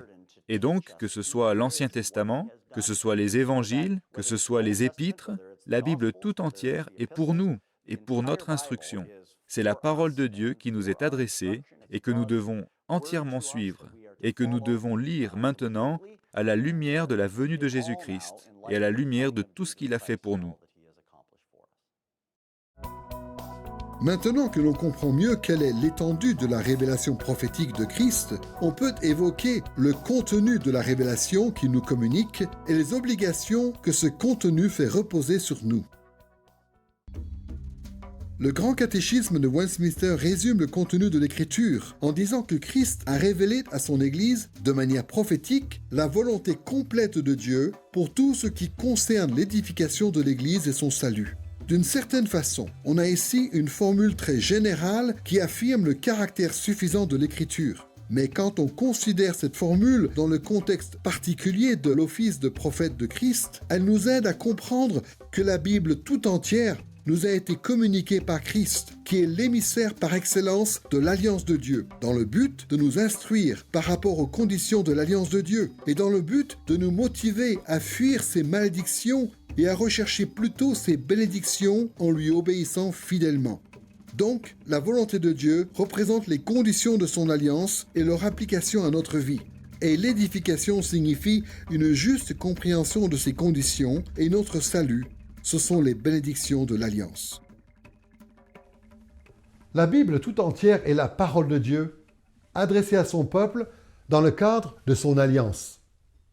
Et puisque Christ est Dieu, la Bible tout entière est aussi sa parole. Par exemple, Jésus a fréquemment affirmé la validité perpétuelle de l'Ancien Testament. Et vers la fin de son ministère, il a promis d'envoyer le Saint-Esprit à ses apôtres pour qu'ils puissent écrire et autoriser de nouvelles parties de l'Écriture sainte, ce que nous avons maintenant sous la forme du Nouveau Testament. Jésus a aussi appris à ses disciples comment mettre en pratique les stipulations de l'Alliance à leur propre époque, et il les a motivés à obéir à la volonté de Dieu afin de recevoir les bénédictions de l'Alliance et d'éviter le jugement de Dieu. Comme l'a dit l'apôtre Paul un peu plus tard, toute écriture a été donnée à l'Église pour nous préparer et nous rendre aptes à servir notre Seigneur et à lui obéir. En gardant tout cela à l'esprit, nous allons nous intéresser à deux éléments qui concernent le contenu de la révélation prophétique de Christ dans les Écritures. D'abord, nous allons voir en quoi une juste compréhension de son office en tant que prophète peut aider à interpréter l'Écriture, de sorte que nous soyons édifiés dans notre connaissance de la volonté de Dieu. Et ensuite, nous verrons en quoi une juste compréhension de l'office prophétique de Christ peut aider à se soumettre à l'Écriture, de sorte que nous recevions les bienfaits de l'Alliance, c'est-à-dire le salut. Commençons par l'idée selon laquelle le rôle de Christ en tant que prophète comporte des conséquences pour la façon dont on va interpréter l'Écriture. Au Proche-Orient ancien, les gens savaient qu'ils étaient sous l'obligation de répondre aux messages que leur adressait leur roi suzerain par l'intermédiaire de ses ambassadeurs. S'ils ignoraient leur message, les conséquences pouvaient être sérieuses. Et cela est vrai en ce qui concerne la révélation de Dieu. Quand Dieu révèle sa volonté à son peuple, il veut que nous écoutions sa parole afin que nous comprenions ce qu'il attend de nous, et il veut que nous lui obéissions en retour afin que nous recevions son salut. Nous pouvons donc voir que les paroles de l'Écriture que Christ a données par le Saint-Esprit ne représentent pas juste les opinions personnelles de tel ou tel auteur sur tel ou tel sujet, ni seulement des vérités illustratives. Elles sont les messages de l'Alliance, provenant du grand roi, et elles exigent une réponse obéissante. C'est ce que dit Hébreux chapitre 2, versets 2 et 3. « Si la parole prononcée par des anges a eu son effet, et si toute transgression et toute désobéissance ont reçu une juste rétribution, comment échapperons-nous si nous négligeons un si grand salut? Ce salut a été annoncé à l'origine par le Seigneur. Tous ceux qui rejettent la parole de Jésus sont condamnés à subir les malédictions éternelles prévues dans l'Alliance. Mais tous ceux qui reçoivent son message par la foi et qui lui obéissent reçoivent les bénédictions prévues dans l'Alliance, à savoir le salut et la vie éternelle. Puisque la parole de Christ dans toute l'Écriture a toujours été donnée dans l'intention d'administrer l'alliance de Dieu avec son peuple, la meilleure façon d'interpréter cette parole est de le faire selon la structure de l'alliance. Comme on l'a vu, les éléments principaux de cette structure sont la bienveillance de Dieu à notre égard, la loyauté qu'il attend de nous et les conséquences qui sont promises en cas d'obéissance ou de désobéissance, c'est-à-dire respectivement les bénédictions ou les malédictions. Comme on l'a vu plus haut dans cette leçon, ces éléments étaient prépondérants tout au long de l'Ancien Testament avant la naissance de Jésus. Les apôtres de Christ ont aussi écrit sur ces thèmes assez fréquemment après l'ascension du Christ au ciel. Et de même, on peut discerner les mêmes thèmes dans le ministère prophétique de Christ pendant son ministère terrestre. Par exemple, Jésus parle de la bienveillance de Dieu dans des passages comme Matthieu chapitre 5, verset 45 et chapitre 6, versets 26 à 33. Il parle de la loyauté que Dieu attend des hommes, comme dans Matthieu chapitre 25, versets 14 à 30. Et il insiste sur les conséquences qu'entraînent les différentes réponses des hommes, comme on le voit dans Luc chapitre 13, versets 1 à 8 et chapitre 12, versets 35 à 38. En gardant cette structure de l'alliance à l'esprit quand on lit la Bible, on peut mieux comprendre le sens des Écritures en général. Qu'on lise des récits narratifs, ou de la poésie, ou de la littérature de sagesse, ou des épîtres, ou des textes prophétiques. Voici le genre de questions qu'on devrait se poser. En quoi ce passage révèle-t-il la bienveillance de Dieu envers son peuple? En quoi parle-t-il de la loyauté que Dieu attend de son peuple? Que dit ce passage sur les malédictions qui sont destinées à ceux qui refusent d'être fidèles? Ou sur les bénédictions qui sont promises à ceux qui écoutent et qui obéissent? Tout ce qui est enseigné dans les Écritures a un lien avec la bienveillance de Dieu, sa faveur et son aide, avec ses exigences et ses lois que nous sommes censés suivre par loyauté, et avec les bienfaits qui récompensent notre obéissance ou les châtiments qui suivent notre désobéissance. Les disciples de Christ sont confrontés à de nombreuses questions et à de nombreux choix de nos jours. Nous devons prendre des décisions en permanence qui concernent notre personne, notre famille, notre travail, nos relations, notre Église et même la politique de notre pays. Il se trouve que la parole prophétique de Christ a quelque chose à dire dans tous ces domaines et dans d'autres. L'alliance de Dieu s'étend sur tous les aspects de notre vie. Quand on comprend que Christ nous a donné sa parole pour nous permettre de vivre dans l'obéissance à Dieu, dans le cadre de cette alliance, alors on est mieux préparé à comprendre cette parole et à vivre de façon à honorer Dieu et à recevoir sa bénédiction. Comprendre le rôle de Christ en tant que prophète peut donc aider à interpréter l'Écriture. Maintenant, on va voir en quoi cela peut aider à se soumettre à l'Écriture et ainsi à recevoir le bienfait du salut. Notre obligation de nous soumettre à la volonté révélée de Dieu dans l'Écriture comporte beaucoup d'aspects différents et tout au long de cette série, nous allons en mentionner plusieurs. Mais dans cette leçon, nous allons considérer cette question sous l'angle de l'office prophétique de Christ. Nous allons réfléchir aux deux notions sur lesquelles les prophètes insistaient habituellement. La repentance, qui consiste à se détourner du péché pour échapper aux malédictions de l'Alliance, et la foi en Dieu, qui est le moyen d'obtenir les bénédictions de l'Alliance. Commençons par la repentance. Souvenons-nous qu'une des fonctions principales des prophètes dans l'Ancien Testament était d'avertir de la venue des malédictions de l'Alliance afin d'inciter les pécheurs à la repentance. C'est aussi là un des aspects du ministère de Jésus dans le Nouveau Testament. Voyez la façon dont Matthieu résume la prédication de Jésus dans Matthieu chapitre 4, verset 17. Dès lors, Jésus commença à prêcher et à dire « Repentez-vous, car le royaume des cieux est proche ».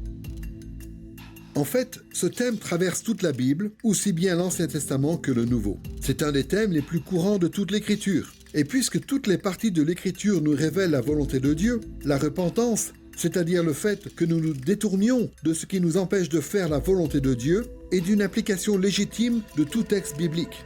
Comme on le sait, la repentance consiste à se détourner de la rébellion contre Dieu et à se soumettre à sa volonté. Il s'agit de se détourner du péché et, par le même mouvement, de se tourner vers Dieu par la foi.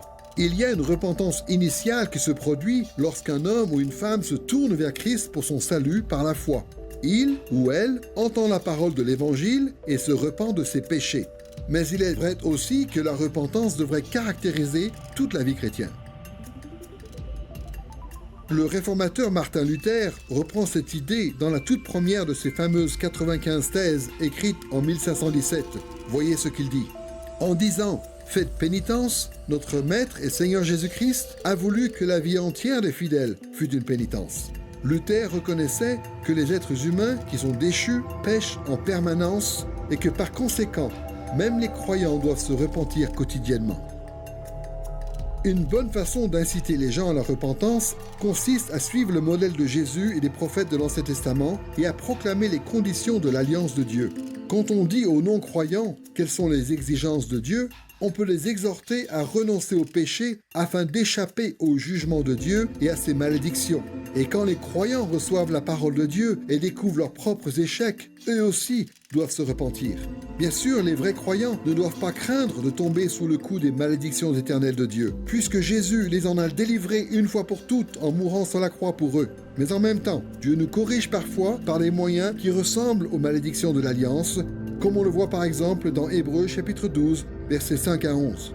En recherchant et en pratiquant la repentance dans notre vie quotidienne, nous faisons honneur à l'œuvre prophétique de Christ et nous recevons les bienfaits de l'Alliance de Dieu. Ceci étant dit, il faut reconnaître que la repentance selon Dieu ne consiste pas à se morfondre dans le désespoir par rapport à son péché. Reconnaître sa culpabilité peut causer de la peine, mais cette peine ne doit pas conduire au désespoir. C'est une démarche qui a plutôt pour but de restaurer notre relation avec Dieu et de nous faire ainsi retrouver notre joie. C'est ce qui est dit dans 2 Corinthiens chapitre 7 verset 10. La tristesse selon Dieu produit une repentance qui mène au salut et que l'on ne regrette pas. À mon avis, tous les chrétiens sont appelés à faire de la repentance un style de vie, c'est-à-dire à confesser leurs péchés et à s'ouvrir au Seigneur. Jésus lui-même dit que nous devons nous charger chaque jour de notre croix, ce qui ne sous-entend pas seulement que nous devons être prêts à souffrir, mais aussi que nous devons emprunter ce chemin de la croix et mourir à nos péchés et solliciter le pardon de Dieu. La croix représente tout cela. Et donc oui, c'est sûr que quand quelqu'un rencontre le Seigneur pour la première fois et qu'il confesse ses péchés, il devient une nouvelle personne et il est purifié de ses péchés. Oui, c'est une vérité magnifique à laquelle nous devons rester attachés. Mais franchement, nous salissons nos vêtements chaque jour, en quelque sorte. Et si nous voulons être lavés de nouveau, nous devons revenir à Dieu pour être purifiés et renouvelés. Et il y a des versets très explicites dans l'Ancien Testament qui disent qu'il y a de formidables bienfaits pour ceux qui se repentent et qui reviennent au Seigneur, qui ne s'attachent pas à l'injustice et qui ne cachent pas leurs crimes. Ou encore le psaume 32 qui dit « Heureux l'homme à qui l'Éternel ne tient plus compte de sa faute ». Et dans ce psaume, il y a beaucoup de joie pour la personne qui reçoit le pardon de Dieu. Et c'est une expérience que les chrétiens peuvent faire chaque jour, se réjouir d'être pardonnés de leurs péchés. Il y a donc un bénéfice important à rechercher cette discipline de la repentance qui mène à la vie. Ayant donc parlé de la repentance, passons à la question de la foi en Dieu. Jésus et les autres prophètes de la Bible encourageaient les gens à avoir continuellement foi en Dieu et à obéir à son alliance afin de recevoir les bénédictions de Dieu. Et ce principe s'applique aussi aux chrétiens d'aujourd'hui. Si nous espérons recevoir le bienfait du salut le jour où le royaume de Dieu sera pleinement établi, il est important que nous persévérions dans la foi et que nous manifestions notre foi par notre obéissance à l'alliance. Cette réalité nous est enseignée dans beaucoup de passages du Nouveau Testament, comme dans Éphésiens chapitre 2, versets 8 à 10, dans 2 Thessaloniciens chapitre 1, versets 4 à 12, dans Hébreux chapitre 12, versets 1 à 11, et dans Jacques chapitre 2, versets 14 à 18. Prenons à titre d'exemple ce qui est dit dans 1 Jean chapitre 5, versets 3 et 4. L'amour de Dieu consiste à garder ses commandements, et ses commandements ne sont pas pénibles, parce que tout ce qui est né de Dieu triomphe du monde, et voici la victoire qui triomphe du monde, notre foi.